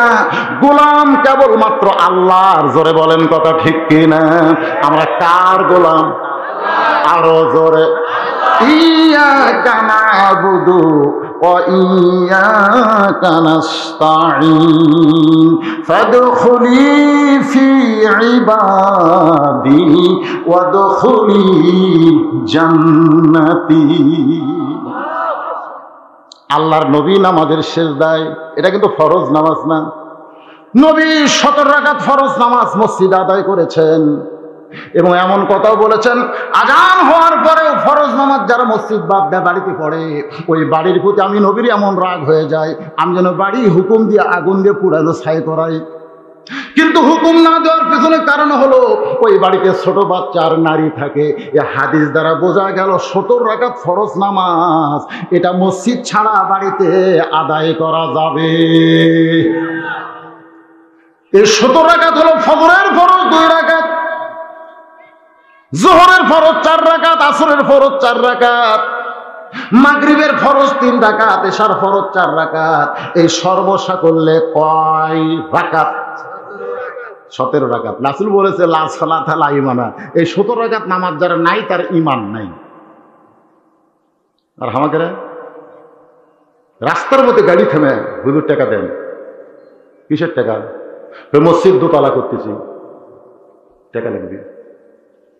আমি বললাম কে ভাই মুসল্লি করে আটে না হুজুর, আটে না দেখেই তো দোতলা করতেছি। আমি বললাম ফজরের খবর কি? এক কাতারে হয় না। জোহরের খবর কি? ফজরের মতো। আসরের খবর কি? কোনোদিন 1.5 কাতার হয়, কোনোদিন 1 কাতারে হয়। মাগরিবের খবর কি? বলে হুজুর 2 কাতার। আমি বললাম এশার খবর কি? ওই ফজরের মতোই। তারপর তো আমার মসজিদের মধ্যে কয় কাতার আছে? 9 কাতার। তো এখন পর্যন্ত 2 কাতার মুসল্লি হয় না, তাহলে দোতলা করবা কেন? তখন বলতে তো হুজুর একজন সাইড থেকে ওদের সবার শেষে আসা আগে যায়, ওই শালাকের জন্য দোতলা করা লাগতেছে। সবার শেষে আসা আগে যায় ওই শালাকের জন্য।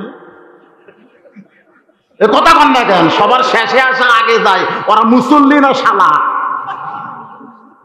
আল্লাহ বলেছেন ফাওয়াইলুল লিল মুসাল্লিন। আপনাদের এই ধুকুরে বেড়া মসজিদে কি 5 ওয়াক্ত মুসল্লি হয় না খালি জুমার দিন? মাশাআল্লাহ মাশাআল্লাহ। এই জুমার নামাজ সম্পর্কে কিন্তু বলা হয় নাই বাইনাল আবদি ওয়াল কুফরি তারকুস সালাত, বান্দার কাফের মধ্যে পৃথক করার জিনিসটার নামই হলো নামাজ। এইটা বলা হয়েছে 5 ওয়াক্ত নামাজের ব্যাপারে। বান্দার কাফের মধ্যে পৃথক করার জিনিসটার নামই হলো নামাজ। তাহলে আমাদের 5 ওয়াক্ত নামাজ আদায় করার দরকার আছে না নাই? নবী ঘরের মধ্যে যেই নামাজের সেজদায় ওটাই কিন্তু ফরজ নামাজ না, ওটা হলো নফল নামাজ। আনাস রাদিয়াল্লাহু বলেন আমি তখন নবীর ঘরের দরজায় দাঁড়িয়েছিলাম। প্রত্যেকে ওই হোসাইন যার মুখের মধ্যে লাঠি ঢুকাইছো, ওই হোসাইন প্রত্যেকে দৌড়ে এসে নবীর পিঠে চড়ে বলতেছে চল ঘোড়া চল, চল ঘোড়া চল, চল ঘোড়া চল। আমি আনাসের এত ভয় হলো যে আল্লাহর নবী নামাজের সেজদায়, ছোট্ট মানুষ বোঝে না, এই যে নবীর পিঠে চড়ে চল ঘোড়া বলতেছে। আমি হোসাইন নবীর পিঠ থেকে নামাতে গেছি, এমন সময় আল্লাহর নবী সেজদা থাকা অবস্থায় বাম হাত দিয়ে আমাকে নিষেধ করলেন। আমি হোসেনকে পিঠ থেকে না নামায় দাঁড়িয়ে থাকলাম। কিছুক্ষণ পরে হোসেন বলতেছে যেই ঘোড়া চলে না ওই ঘোড়ার পিঠে চড়ে আমার লাভটা কি? এই বলে ঘর থেকে যখন হোসেন বের হয়ে যায়, আল্লাহর নবী নামাজ শেষ করলেন। আমি আনাসকে বললাম ইয়া রাসূলুল্লাহ, আপনার পিঠে চড়ে হোসেন কত বড় বেয়াদবি করলো, চল ঘোড়া করলো। আমি পিঠ থেকে নামাবার চাইলাম, আপনি আমাকে নামাজ পড়া অবস্থায় ইশারা নিষেধ করলেন। হুজুর হোসাইন এখন চলে গেল, জানতে চাই হোসেন যে এত বড় বেয়াদবি করলো আপনি কেন আমাকে নামাতে দিলেন না? আল্লাহ রাসূল বলে আনাস তুমি হোসেনকে পিঠ থেকে নামানোর আগে আমি নিজেই হোসেনকে পিঠ থেকে নামাবার চাইছিলাম। এমন সময় নামাজের মালিক আল্লাহ ডাকতে বলে হাবিব আমার কথা মনে করে হোসেনকে আপনি পিঠ থেকে নামাবেন না। আপনি শুনে নেন, আপনি নবী যেমন হোসেনকে ভালোবাসেন আমি আল্লাহ তেমন ভালোবাসি। লিল্লাহে তাকবীর। যে হোসেনকে আল্লাহ ভালোবাসে সেই হোসেনকে আল্লাহ শহীদ আল্লাহ পছন্দ করেছে। জোরে কোন সুবহানাল্লাহ। হোসেন শেষ হয়েছে, খালি মরিয়া দেখ, খালি মোরা দেখে, তোর খবর ইসলামে থাকবে না। জোরে কোন কথা ঠিক কিনা? আমার এলাকার এক আকাশচন্দ্র ছেলে হয়েছে, আমার কাছে কয়েছে মামা দোয়া করেন। হিন্দু মানুষ তো মামা করে তো তা আমি কইলাম বাজান কোনো দোয়া লাগবে না, তোর ছেলের নাম এজিদ থো। সেই কইছি এজিদ থো, ওর বেটা আমার কোলটা কেড়ালি কয় না। আমি কইলাম ক্যারে পাগলা এজিদ থুলি না মামা কি কন, এজিদ একটা অভিশপ্ত, একটা হিন্দু পর্যন্ত ইয়েজিদ অভিশপ্ত জানে রে। গোটা বাংলাদেশ অনুবীক্ষণ যন্ত্র দিয়ে খুঁজলেও ইয়েজিদ নামের একটা মুসলমান পাওয়া যাবে না। প্রত্যেকটা পাড়ায় পাড়ায় হোসাইন আছে, জোরে কোন কথা ঠিক কিনা? এই জন্য ক্ষমতার চেয়ার পাইয়ে ভালো মানুষকে হত্যা করে তোমরা মনে করতেছো তারা শেষ হয়ে গেছে, আমরা না। আল্লাহ খালি মরিয়া দেয়, যারকে হত্যা করছো তারাই কিয়ামত পর্যন্ত অমর থাকবে মানুষের কলিজায়, তোমাদের নাম নিশানা গন্ধ পর্যন্ত থাকবে না। জোরে গন্ধটা ঠিক কিনা? আল্লাহর বান্দার একটু মনোযোগ দেবেন। এক দৌড়াও বক্কর নবীর কাছে গিয়ে দেখে নবী কাবা হেলান দিয়া কানতেছে, এরকম কাবার সঙ্গে শরীরটা লাগাইয়া নবীর চোখটা দর দর করে পানি পড়তেছে। আবু বকর রুমাল দিয়া নবীর চোখের পানি মুছে দিয়ে বলে, ইয়া রাসূলুল্লাহ, হুজুর আমি শুনলাম আজকে রাত্রিবেলা নাকি আপনি আল্লাহর কাছে গেছিলেন, আল্লাহ পাকের সঙ্গে নাকি আপনার মেরাজ হয়েছে, আল্লাহ নাকি আপনাকে 5 ওয়াক্ত নামাজ দিয়েছে। নবী চমকে গিয়ে বলে, আবু বকর এই খবর তোমার কাছে কে দিল? আবু বকর বলতেছে, আবু জেহেল এই খবর দিয়েছে। আল্লাহ নবী বলে, আবু বকর এই খবর কি তোমার বিশ্বাস হয়? আবু বকর বলেন, সাদ্দাকতা ইয়া রাসূলুল্লাহ, এক বিন্দু মিথ্যা নয়।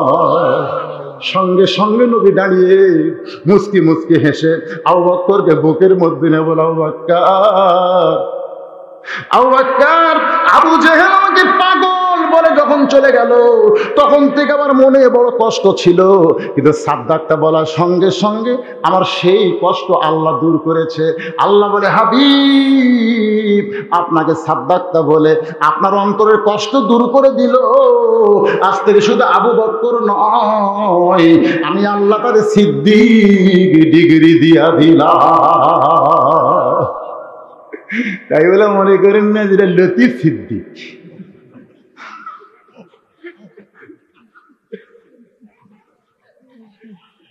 আমাদের সব মিথ্যাবাদীর পিছনেও সিদ্দিক আছে না নাই? ধরে কোন কথা কেন আছে না নাই? আল্লাহর বান্দার একটু মনোযোগ দেন। কিছুক্ষণ পরে সাহাবীরা, যে কয়জন সাহাবী ছিল মক্কায়, তারা ধীরে ধীরে আল্লাহর নবীর কাছে বলতেছে, ইয়া রাসূলুল্লাহ, আমরা শুনলাম আপনি নাকি আল্লাহর আরশে গিয়েছিলেন, আল্লাহ পাক নাকি আপনাকে নামাজ দিয়েছে। আল্লাহ নবী বললেন, তাহলে তোমরা সবাই বসো। সবাই কাবার হেরেমের মধ্যে বসে গেল। আর নবী সাহাবীদের সামনে বলতেছেন, আল্লাহ পাক আমাকে 5 ওয়াক্ত নামাজ দিয়েছে। কয় ওয়াক্ত? অবশ্য এখানে পূর্বীন আলেম আছে, আমরা ছোটবেলা থেকে শুনে এসেছি হাদিসে, বক্তারা ওয়াজ করছে যে 50 ওয়াক্ত দিছিল। কয় ওয়াক্ত? 50 ওয়াক্ত। 50 ওয়াক্ত দিছিল। নামাজ নিয়ে যখন আসতেছে মুসা নবীর সাথে দেখা,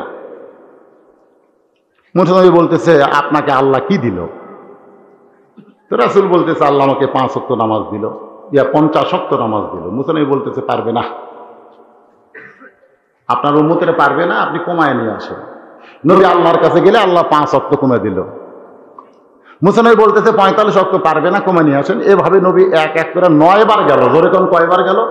প্রত্যেকবারে 5 ওয়াক্ত করে কমতে কমতে শেষে 5 ওয়াক্ত হলো। তাহলে মুসা নবী বসে থেকে নবী বলল, যান কমে নিয়ে আসেন। নবী গেল, আবার যান কমে নিয়ে আসেন, যান কমে নিয়ে আসেন। এখন এই ওয়াজ বক্তা করছে, শ্রোতারা যাওয়ার সময় বলতেছে, যদি মুসা নবীর সাথে দেখা না হতো, মানে এমন ওয়াজ বক্তা করেছে, শ্রোতারা যাচ্ছে আর বলতেছে, যদি মুসা নবীর সাথে দেখা না হতো তাহলে আমাদের অবস্থা কি হতো? এই কথার দ্বারা বোঝা গেল যে আমাদের নবীর কোনো বুদ্ধি শুদ্ধি নেই, যা বুদ্ধি আল্লাহ সব মুসা নবীকে দিয়েছে। ধরে কোন ঠিক কেনা ভাই? কি ওয়াজ রে! অথচ আপনারা জানেন সহিহ হাদিস, বোরাকের পিঠে যখন আল্লাহ নবীকে জিবরাইল উঠতে বলে, নবী বোরাকের পিঠে ওঠে না। জিবরাইল বলে, রাসূলুল্লাহ আপনি কি বোরাকের পিঠে চলবেন না? নবী বলতেছেন যেই বোরাকের পিঠে চললে বোরাক আমাকে দ্রুত গতিতে আল্লাহর আরশে পৌঁছায় দিবে। আমার গুনাহগার উম্মতেরা 30,000 বছরের পুলিশেরাত কেমনে পাড়ি দিবে? এমন করে একটা বোরাক যদি আল্লাহর উম্মতকে দেয়, তাহলে বোরাকের পিঠে চড়তে আমি নবীর কোনো আপত্তি নেই। জিবরাইল বলতেছি, ইয়া রাসূলুল্লাহ, কি মামা বাড়ির আবদার? কোন নবীর জন্য আল্লাহ যেই বোরাক তৈরি করে নাই, আর আপনার গুনাহগার উম্মতের জন্য আপনি বোরাক চাচ্ছেন, আমার মনে হয় এই চাওয়া আল্লাহ আপনার পছন্দ করবে না। সঙ্গে সঙ্গে নবী বোরাকের কাছ থেকে সরে গিয়ে বলতে, জিবরাইল, তোমার আল্লাহকে বলো তোমার আল্লাহর বাড়িতে আমার যাওয়ার কোনো দরকার নাই। সুবহানাল্লাহ। আল্লাহ ডাকতে বলে, জিবরাইল, আমি আমার দোস্তকে এত ভালোবাসি, তাইফের ময়দানে রক্তমাখা শরীর নিয়ে আদর করার মতো মক্কায় কেউ নাই। আমি সেই নবীকে আদর করার জন্য আমার আরশে নিয়ে আসতেছি।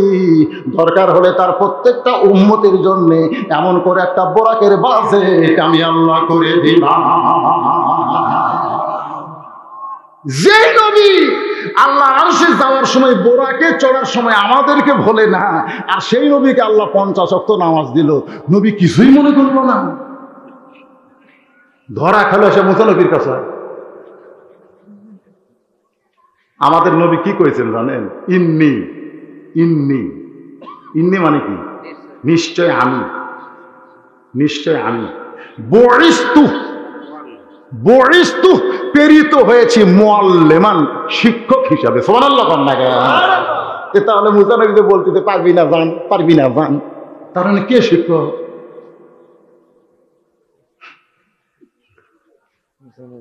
বাইতুল মুকাদ্দাসের মধ্যে আমাদের নবী ইমামতি করছে, মুসা নবী তার মুসল্লি হয়ে গেছে। ধরে কর না সুবহানাল্লাহ। এই হাদিসটা বয়ান করার সময় হুজুরকে একেবারে চিন্তা করো, করার দরকার। এই জন্য তো মরহুম ডক্টর জাহাঙ্গীর স্যার উনি কিন্তু বলেছেন, হাদিসের নামে জালিয়াতি, হাদিসের নামে। কারণ ইহুদিরা মুসা নবীকে আমাকে নবীর চাইতে বেশি ভালোবাসে, যার কারণে আমাকে নবী বোকা বানানোর একটা কি পায় তারা করছে পারে। বিরক্ত হচ্ছেন? ঘুম ধরতেছেন? সমস্ত সাহাবীরা আল্লাহর নবীকে ঘিরে ধরে বললেন, ইয়া রাসূলুল্লাহ, 24 ঘন্টার মধ্যেই 5টার সময় আল্লাহর কেন পছন্দ হলো? 24 ঘন্টার মধ্যে ফজরের 2 রাকাত সূর্য উদয়ের আগে, খুব খেয়াল করে শুনবেন, সূর্য উদয়ের আগে এই নামাজটা না দিয়ে সূর্য উদয়ের 1 ঘন্টা পরে দিলে আর সালাতু খায়রুম মিনান নাওম বলা লাগতো। এই কথা কেন বলা লাগতো? আপনি জানেন এই মাঘ মাসে আর এই পৌষ মাসে এই ফজরের নামাজ পড়াতে কি বিপদ। আর সালাতু খায়রুম মিনান নাওম শুনলে আমাদের মতন হুজুরেরই বিরক্ত লাগে। আয় আয় ফির মুয়াজ্জিন কাম পাইনি করে ইয়াকরি মাসে মাথার উপর দিছে কম্বল তুলে পাঁচে বার হয়ে গেল, পা টানে না বুকের সঙ্গে থসে। ফেরেশতাকে আল্লাহর আগাও নাই মাথাও নাই, গেল কোথায়? মনে হয় চাউলের বস্তা ঢাকা থসে। জোরে কোন কথা ঠিক কিনা? সেই লাত্তুসুককে লাঠি দিয়ে ফেলে দিয়া ঠান্ডা পানি ওযু করে ফজরের নামাজ পড়তে যারা মসজিদে যায়, এরা শুধু নামাজ পড়তে যায় না, বর্তমান পরিবেশে বদরের যুদ্ধ করতে যাচ্ছে। জোরে বলেন কথা ঠিক কিনা? আমি চিন্তা করে দেখলাম, এই নামাজটা সূর্য ওঠার 1 ঘন্টা পরে দিলে কি হতো? মজার ঘুম যখন ধরে তখন আল্লাহ এই নামাজ কেন দিল? চিন্তা করছেন কোনদিন? কথা কয় না, চিন্তা করছেন? সূর্য তখন পশ্চিম দিকে হেলে গেল, এমন সময় আল্লাহ 4 রাকাত জোহরের নামাজ দিল। সূর্যের পাওয়ার যখন কমে গেছে, সূর্যের পাওয়ার কমে গেছে, এমন সময় আল্লাহ আসরের 4 রাকাত ফরজ দিল। সূর্য এই মাত্র অস্ত গেছে, অল্প সময়ের মধ্যেই আল্লাহ 3 রাকাত ফরজ নামাজ দিলেন। আমি চিন্তা করে দেখলাম, ফজরের আজান দিয়ে 8 ঘন্টা পরে ফজর হয়, জোহরের আজান দিয়ে 15 মিনিট পরে জোহর হয়, আসরের আজান দিয়ে 15 মিনিট পরে আসর হয়, এশার আজান দিয়ে 15 মিনিট পরে এশা হয়। কিন্তু মাগরিবের নামাজের আজান দিয়ে দেরি করা যায় না।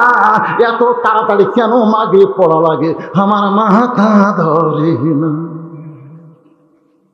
আমি চিন্তা করলাম কেন এই নামাজের এত সময় কম কেন?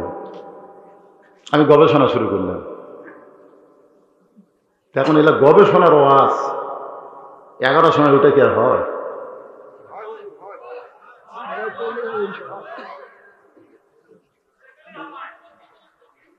কি কয়? ঠান্ডা লাগতেছে?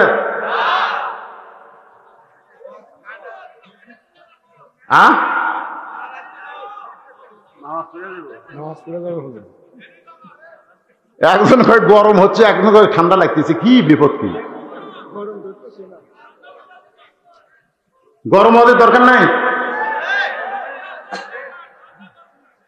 ও ঠান্ডা গরম মিশেলা লিল্লাহে তাকবীর।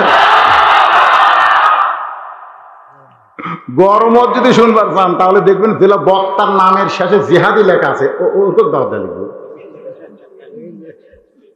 আমি কোনোদিনও গরম ওয়াজ করি না। অ্যাঙ্গেলে ডোজ মারি, যাওয়ার সময় কলিজাত খেলে হাত দিবেন।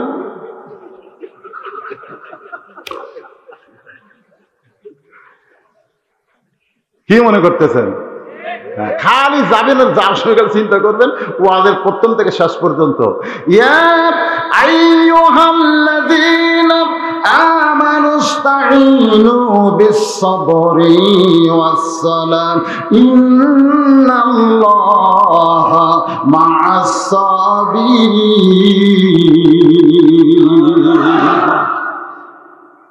সমস্ত সাহাবীরা নবীকে ঘিরে ধরে 5 ওয়াক্ত নামাজ সম্পর্কে যখন জানতে চায়, শুনতে চায়, আমল করতে চায়, সুবহানাল্লাহ কোন, এমন সময় আবু জেহেল গ্রুপ নিয়ে হাজির।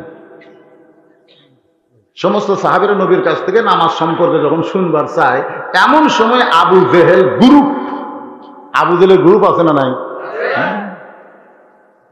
এই গ্রুপের মধ্যে একজন তেলতালা গোয়েন্দা ছিল, তেলতেলা। এই তেলতেলার নাম হলো আবু সুফিয়ান। ধরে বলেন নাম কি? চারটে বাচ্চা।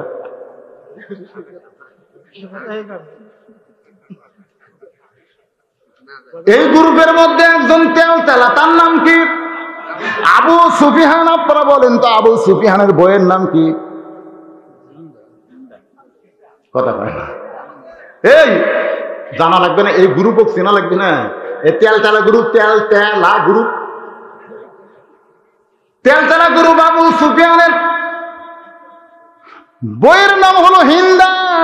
আর হিন্দার পেট থেকে যে মালটা বার হয়েছে তার নাম হলো মাবিয়া।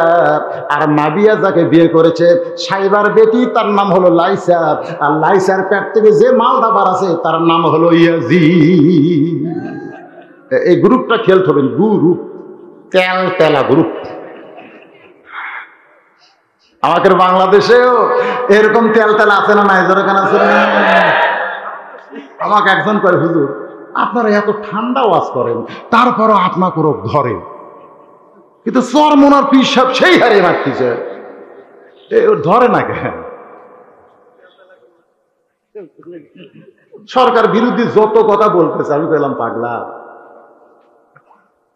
লাঠি যদি দাদার বিরুদ্ধে যতই লাঠি লাঠি দাদার বিরুদ্ধে বহু কিছু বলতেছে, কিন্তু দাদা জানে ওটা আমার লাঠি। জোরে কর কথা, ঠিক একটু বলুন তো। বর্তমানে চরমনায়ের হুজুর লাঠির ভূমিকা পালন করতেছে, আর সরকার হচ্ছে দাদা। জোরে কোন কথা, ঠিক কিনা?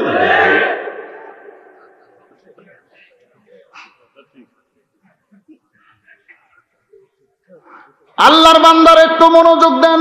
আবু সুফিয়ান চিল্লে বলতেছে, রে মুসলমানের নবী, তুমি তোমার সাহাবীদের যা বলো তাই বিশ্বাস করে, কিন্তু আমরা বিশ্বাস করি না। এই কথাটা খেয়াল করবেন। আবু সুফিয়ান আমাদের নবীকে উল্লেখ করে বলতেছে, ও মুসলমানের নবী, তুমি যা বলো তোমার সাহাবী তাই বিশ্বাস করে, কিন্তু আমরা বিশ্বাস করি না। সঙ্গে সঙ্গে নবীর একজন সাহাবী দাঁড়ায় গেছে। নবীর একজন সাহাবী দাঁড়ায় গেছে, চিৎকার করে বলতেছে, রে কাফেরের গোষ্ঠীরা, আমাদের নবী নামাজ সম্পর্কে আমাদের সামনে ওয়াজ করতেছে, আমরা শুনবো, তোদেরকে এখানে ডাকছে কে? যিনি এরকম চিৎকার করে বলতেছে তার নাম হলো হযরত উমর। জোরে বলেন নাম কি? এই কাফেরের গোষ্ঠীরা, তোরকে কে ডাকছে রে? সঙ্গে সঙ্গে নবী বললেন, এজলেস, এজলেস ইয়া ওমর। দর্শক, নবী যদি খালি বলতো ওমর সকালবেলা আবু জেহেল আমার পাগল কষা, আর এখন আবার গুরু খুলে যাচ্ছে, এই কথা যদি আল্লাহ নবী বলতো, আপনার বলেন তো একটা কাফের ব্যস্ত। কিন্তু আমাদের নেতা, আমরা তাকে নেতা বিশ্বাস করি, তার সাইজটা দেখেন, কর্মিক বলতেছে বস। আমাদের বাংলাদেশে ইসলামী আন্দোলনের এত কর্মী আছে, মাঝে মধ্যে আমাদেরকে মোবাইল করে বলে হুজুর হুকুম দেন, আর সহ্য করা যায় না, এরপর আমরা বলি এজলেস বসো। জোরে কোন কথা ঠিক কিনা? বসো। যত রক্ত পড়বে জমিনে তত জমিন উর্বর হবে। জোরে কোন কথা ঠিক কিনা? বলে হুজুর তাহলে তো আমরা সহ্য করতে পারি না, কারণ গ্রামের যারা খারাপ ছেলে তারা আরামে ঘুম পাড়ে, আর আমরা যারা ইসলামী আন্দোলন করি তাদের কি থানার পুলিশ খুঁজতেছে, আমাদের যে কোনো শান্তি নাই। আমি বললাম বাজান, যে মেয়ের জীবনেও বাচ্চা হয় নাই, এবার প্রথম বাচ্চা হবে, কোনোদিনও বাচ্চা হয় নাই, বিয়ের পরে এবার প্রথম বাচ্চা হবে। বাচ্চা হওয়ার 2-3 দিন আগে কিন্তু সেই রকম শুরু হয় কি হয় না? এই জীবন রাখবো না, বিষ খাবো, গলা দড়ি দিব।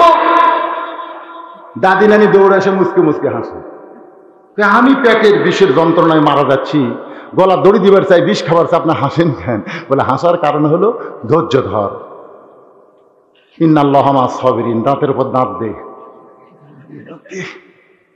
দাঁত দে, হায় হায় ধৈর্য ধরবার কাছে পেটের বেদনা ভাই, কপাল ঘামা যাচ্ছে, ভিজা গামছা ভিজা নাতনির কপালে দিচ্ছে, কিছুক্ষণ পরে ধাইমা এসে বাচ্চা বেহুশ হয়ে গেছে রক্ত দিয়ে। ওই বাচ্চা বার করতে মায়ের যে কত কষ্ট হয়েছে।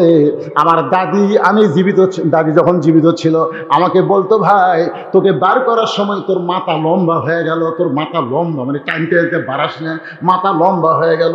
আমি বললাম দাদি লম্বা মাথা কি করলেন? বলে এরকম মাথা তো আবার হাত দিয়ে এরকম থাবে তোর মাথা আমি আবার তেলতলা করলাম, একেবারে কত বেলের মতন করে ফেলে দিলাম। আমি তখন বললাম দাদি এই জন্যই তো একটা গান আছে, কি বলবো, প্রসবের কথা, মা বিনে সেই ব্যথা কেউ তো বুঝিবে না, মাজন থেকে সন্তানের দায় আকালে মা মারা যায়, কেন সে মায়ের ভক্তি করো না, এমন দরদি ভাবে কেউ হবে না আমার মা গো। পেয়া করে কান্না উঠেছে, মা কিন্তু বেহুশ, যন্ত্রণা ছুটে বেহুশ হয়ে গেছে। এবার বাচ্চাকে গোসল করে যখন মায়ের কাছে দেয়, মা তখন ওই অবস্থায় বাচ্চার কপালে চুমা খায়, মুখে চুমা খায়। দাদি নেনে চিল্লায় বলে তুই চুমা কেন দিচ্ছিস? এইটার জন্যই তো গলা দড়ি দিবার চাইলি, বিষ খাবার চাইলি, এখন এইটারে চুমা না দে, লাথি দে, ফাইলা দে। মা কান্দের বলে দাদি এত কষ্টের পরে এত সুন্দর নিয়ামত আল্লাহ আমাকে দিবে, এটা আমি আগে বুঝতে পারি নাই। আজকে বাংলার জমিনে আল্লাহর কোরআনের জন্য যারা কষ্ট করতেছো, জেল জুলুমের রিমান্ডের মধ্যে আছো, প্রসব বেদনার মতন আল্লাহ তোমাদেরকে কষ্ট দিচ্ছে, এই কষ্ট অবস্থায় দাঁতের উপর দাঁত দিয়ে একটু ধৈর্য ধারণ করো। চিরেই আমার আল্লাহ তাআলা মাকে যেমন সুন্দর সন্তান দিয়ে খুশি করেছে, বাংলার জমিনে কলেমার পতাকা পথ পথ করে উড়বে।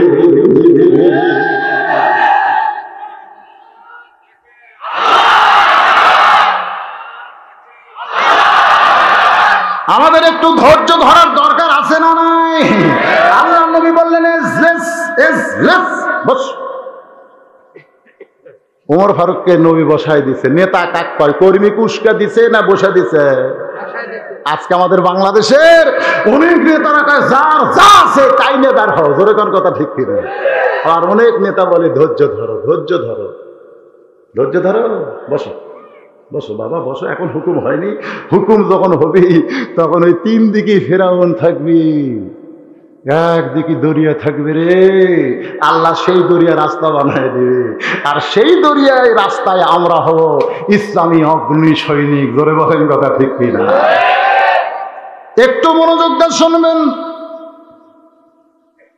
আমার নবী সমস্ত নেতাদের দিকে হাত বাড়ায় বললেন, আমি নামাজ সম্পর্কে কথা বলতেছি।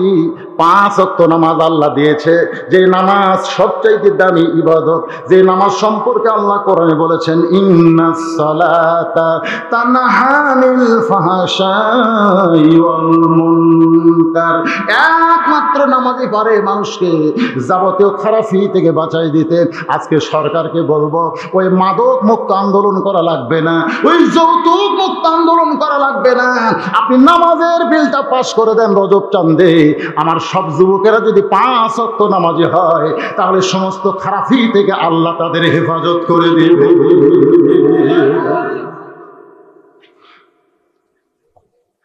রজব চাঁদের সেই গুরুত্বপূর্ণ নামাজ একটু মনোযোগ দেন, বসেন। আবু সুফিয়ান বলতেছে, আমরা বসতে আসি নাই। আল্লাহ নবী বললেন, তাহলে কি জন্য আইছেন? বলে, আইসি আমাদের নেতা আবু জেহেল দুইবার বাইতুল মুকাদ্দাসে গেছে, যেখানে যাইতে লাগে 30 দিন, আসতে লাগে 30 দিন। আর তুমি নাকি কইছো আজকে রাত্রেবেলায় তুমি বাইতুল মুকাদ্দাসের নামাজ পড়াইছো। আমাদের প্রশ্ন হলো, তুমি যদি বাইতুল মুকাদ্দাসের ভিতরে সত্যি নামাজ পড়াও, তাহলে বাইতুল মুকাদ্দাসের দরজা জানলা কয়টা? এই দরজা জানলার হিসাব দিলেই আমরা এখান থেকে চলে যাব। সঙ্গে সঙ্গে নবীর চোখ দিয়ে দর দর করে পানি পড়তেছে। আবু বকর বলে, ইয়া রাসূলুল্লাহ, চোখ দিয়ে পানি পড়তেছে, ওরা দরজা জানলার খবর চায়, আপনি কি দরজা জানলার খবর বলতে পারবেন না? নবী বলেন, আবু বকর, আমি শুধু 2 রাকাত নামাজ পড়াইছি, আমি তো দরজা জানলা গোনার জন্য যাইনি। সুবহানাল্লাহ কবেন না? সুবহানাল্লাহ কবেন না? আপনারা ধুকুরিয়া বেড়া মসজিদে নামাজ পড়েন না? পড়েন? আপনি সামনে কাতারে নামাজ পড়ে বাড়ালেন, একজন বলতেছে তুই নামাজ পড়িস না। আপনি বলতেছেন সামনে কাতারে পড়ছি ভাই, আমার বিশ্বাস হয় না। তো বিশ্বাস কি করলে হবে? বলতে হবে মসজিদের মধ্যে কয়টা ফ্যান আছে, মসজিদের মধ্যে কয়টা ফ্যান আছে, এই ফ্যানের হিসাব দিলে বিশ্বাস হবে। আপনারা বলেন তো, ওই লোক কি ফ্যান গোনার জন্য গেছে না আল্লাহ সেজদা দেওয়ার জন্য গেছে? আল্লাহকে রুকু সেজদা করার জন্য গেছে। আর ওই বেটা বলতে ফ্যান কয়টা আছে? আল্লাহ নবী বলে, ও বাদশাহ, আমি তো দরজা জানলা গোনার জন্য যাই নাই, আল্লাহ পাক আমারে নিয়ে গেছে, ওই জায়গায় 2 রাকাত নামাজের ইমামতি করেছি, আমি তো দরজা জানলার হিসাব দিবার পারবো না। আবু বকর বলে, হুজুর, সকালবেলা আবু জেহেল আপনাকে একলা পাগল বলে চলে গেছে, এখন গ্রুপ নিয়ে আসে চূড়ান্ত অপমান করার জন্য। সকালবেলা আপনাকে একলা পাগল কইছে, এখন গ্রুপ নিয়ে আইছে আপনাকে চূড়ান্ত অপমান করার জন্য। আল্লাহ নবীর চোখের পানি দেখে আল্লাহ ডাক দেয়া বলে, ওয়ারাফানা লাকা যিকরাক। জোরে কান সুবহানাল্লাহ। ওয়ারাফা, সবার উপরে আমি আল্লাহ আপনাকে জায়গা দিয়েছি, একমাত্র আল্লাহর পরেই হচ্ছে আমাদের নবী। জোরে কার কথা ঠিক কি না? আপনাকে আমি সবার উপরে জায়গা দিলাম, আর এই বেটার আপনাকে অপমান করবি? আল্লাহ কাছে জিবরাইল, যা তো গোটা বাইতুল মুকাদ্দাস নিয়ে নবীর কাছে হাজির হও, যা গোটা বাইতুল মুকাদ্দাস নিয়ে নবীর সামনে হাজির হও, আর বাইতুল মুকাদ্দাস ঘুরাতে থাকো হাতের উপরে, নবীর দরজা জানলা গুনে গুনে উত্তর দেখ। সুবহানাল্লাহ কন্যা।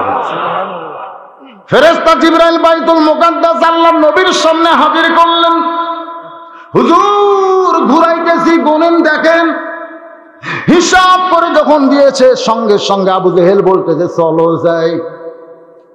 আবু সুফিয়ান বলতে, চলো যাই তো কথা নাই, আপনি বলেছেন দরজা জানলার হিসাব দেবার পারবে না, তখন চূড়ান্ত অপমান করা হবে, তাহলে চলো যাই কেন বলতেছেন? আবু জেহেল বলতেছে, খামাখা গন্ডগোল করা লাভ কি, চলো যাই। সমস্ত কাফেরেরা বলতেছে, নেতা যখন যাবার কইছে তাহলে চলো যাই, সবাই চলে গেছে। কিন্তু আবু সুফিয়ান তেলতেলা হওয়ার কারণে বারবার জিজ্ঞাসা করে, নেতা এই চলো যাই মানে বুঝলাম না। বলে, চলো যাই মানে যদি বুঝতে চাও তাহলে ঘরের মধ্যে চলো। এবার ঘরের মধ্যে গিয়ে দরজা জানলা বন্ধ করে বলে, আবু সুফিয়ান তাকায় দেখো তো দরজা জানলার কাছে কেউ আছে কিনা। বলে, আমি খুব খেয়াল করে দেখলাম কেউ নাই। এবার আবু জেহেল বলতেছে, দরজা জানলা যখন বন্ধ হয়ে গেছে তাহলে শোনো, আব্দুল্লাহর এতিম পোলা হলো আল্লাহর নবী। আবু সুফিয়ান বলতেছে, আল্লাহর নবী? তাহলে ঘরের দরজা জানলা বন্ধ করার কি দরকার, বাইরে যায় দুইজন মিছিল করি। আব্দুলের এটিম পোলা আল্লাহর নবী আবু জেহেল বলতেছে, পাগলা জানি ঠিকই মানি না, কারণ ওরা যদি আমি মানি তাহলে আমার নেতৃত্ব থাকে না। আজকে বাংলাদেশের সমস্ত আবু জেহেল গ্রুপ কিন্তু আলেম ওলামাদের জানে ঠিকই মানে না। ধরে গান কথা ঠিক এ কথা কন না কেন, জানে ঠিকই মানে না।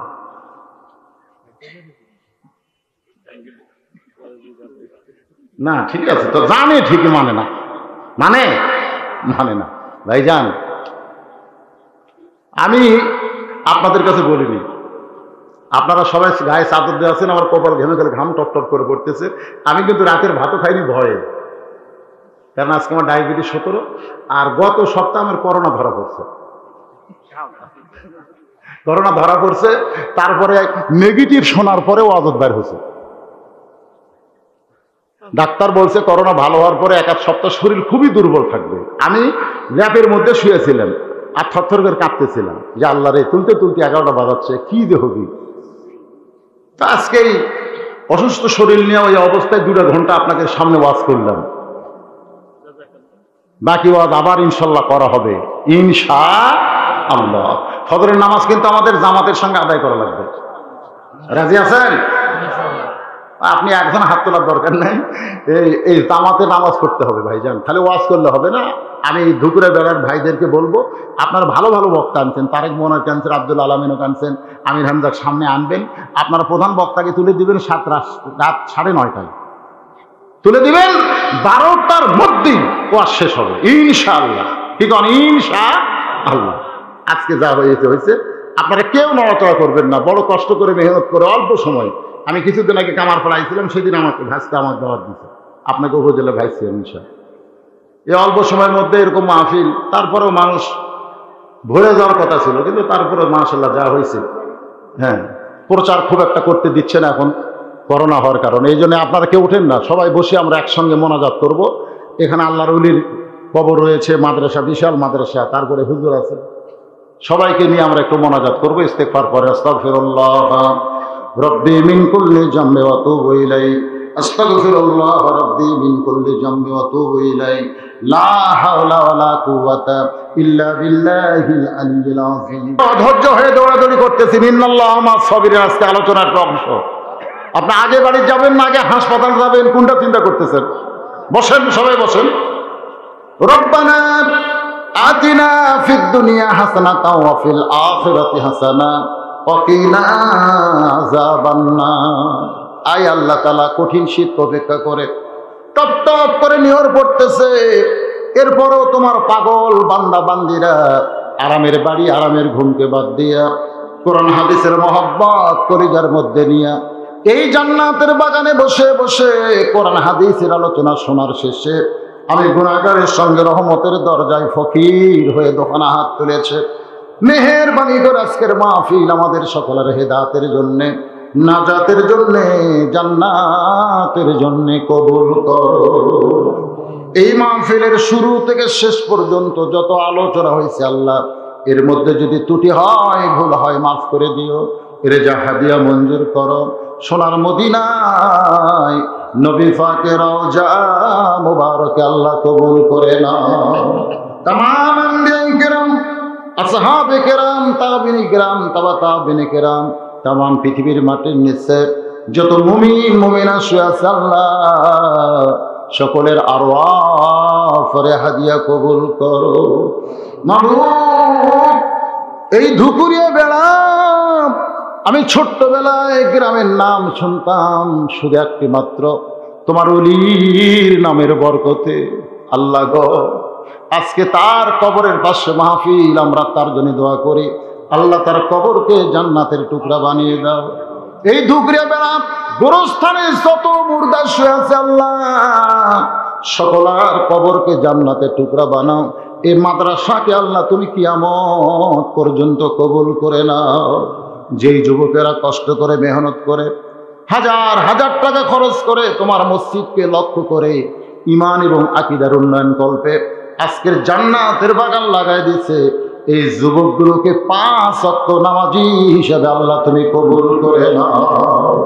মাবুদ, পর্দার অন্তরালে আমার মা বোনেরা আবিদা সালিহা পর্দা নিজে কবুল করে মা ফাতেমার চরিত্র দান করে দাও। আমরা যারা হাত তুলেছি আমাদের জনম দুখুনি মা যাদের কবরে চলে গেছে, আল্লাহ মেহেরবানি করে মায়ের কবর জান্নাতের টুকরা কবুল করো। আমি সহ আমরা যারা বাবা হারা এতিম হয়ে গেছি, আল্লাহ মেহেরবানি করে বাবার কবরকে জান্নাতের টুকরা কবুল করো।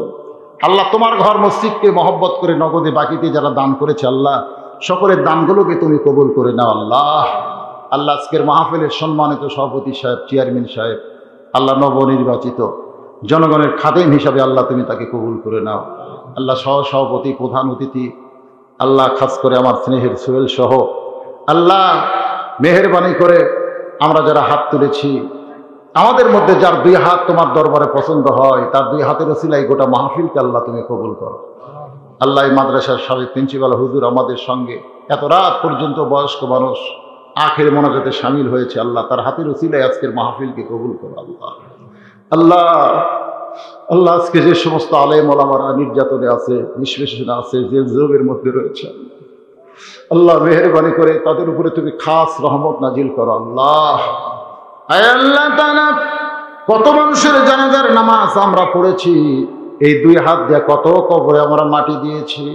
একদিন আমরা সবাই মরে যাব, যেদিন আমাদের মৃত্যু হবে দিনটা যেন জুমার দিন হয়, অথবা মায়ের বিরুদ্ধে আন্দোলন করতে গিয়ে শাহাদতের পিয়ালা যেন আমাদের নসিব হয়। আল্লাহ তুমি কবুল করো। মাবুদ পার্শ্ববর্তী দেশে একটা প্রদেশে হিজাবকে অন্যায়ভাবে তারা পাশ করেছে, যার কারণে মুস্কান নামে একটা মহিলা হাজার হাজার বাতিলের সামনে তোমার তাকবীর দিয়েছে। আল্লাহ তোমার নবী গোজাতুল হিন্দ বলেছে, যদি হায়াত থাকে সেই যুদ্ধে আমাদের অংশগ্রহণ করার তৌফিক দিয়া দিও। আল্লাহ কি দোয়া করব? আল্লাহ মেহেরবানি করে আমাদের সকলের জন্য কবুল করো, সকলকে মাফ করো। আমি অসুস্থ, আমার মতো যারা অসুস্থ হাত তুলেছে, আল্লাহ সবাইকে তুমি সুস্থ করে দাও। আল্লাহ কে কোন নিয়তে হাত তুলেছে, নেক নিয়ত নেক আশায় কবুল করো।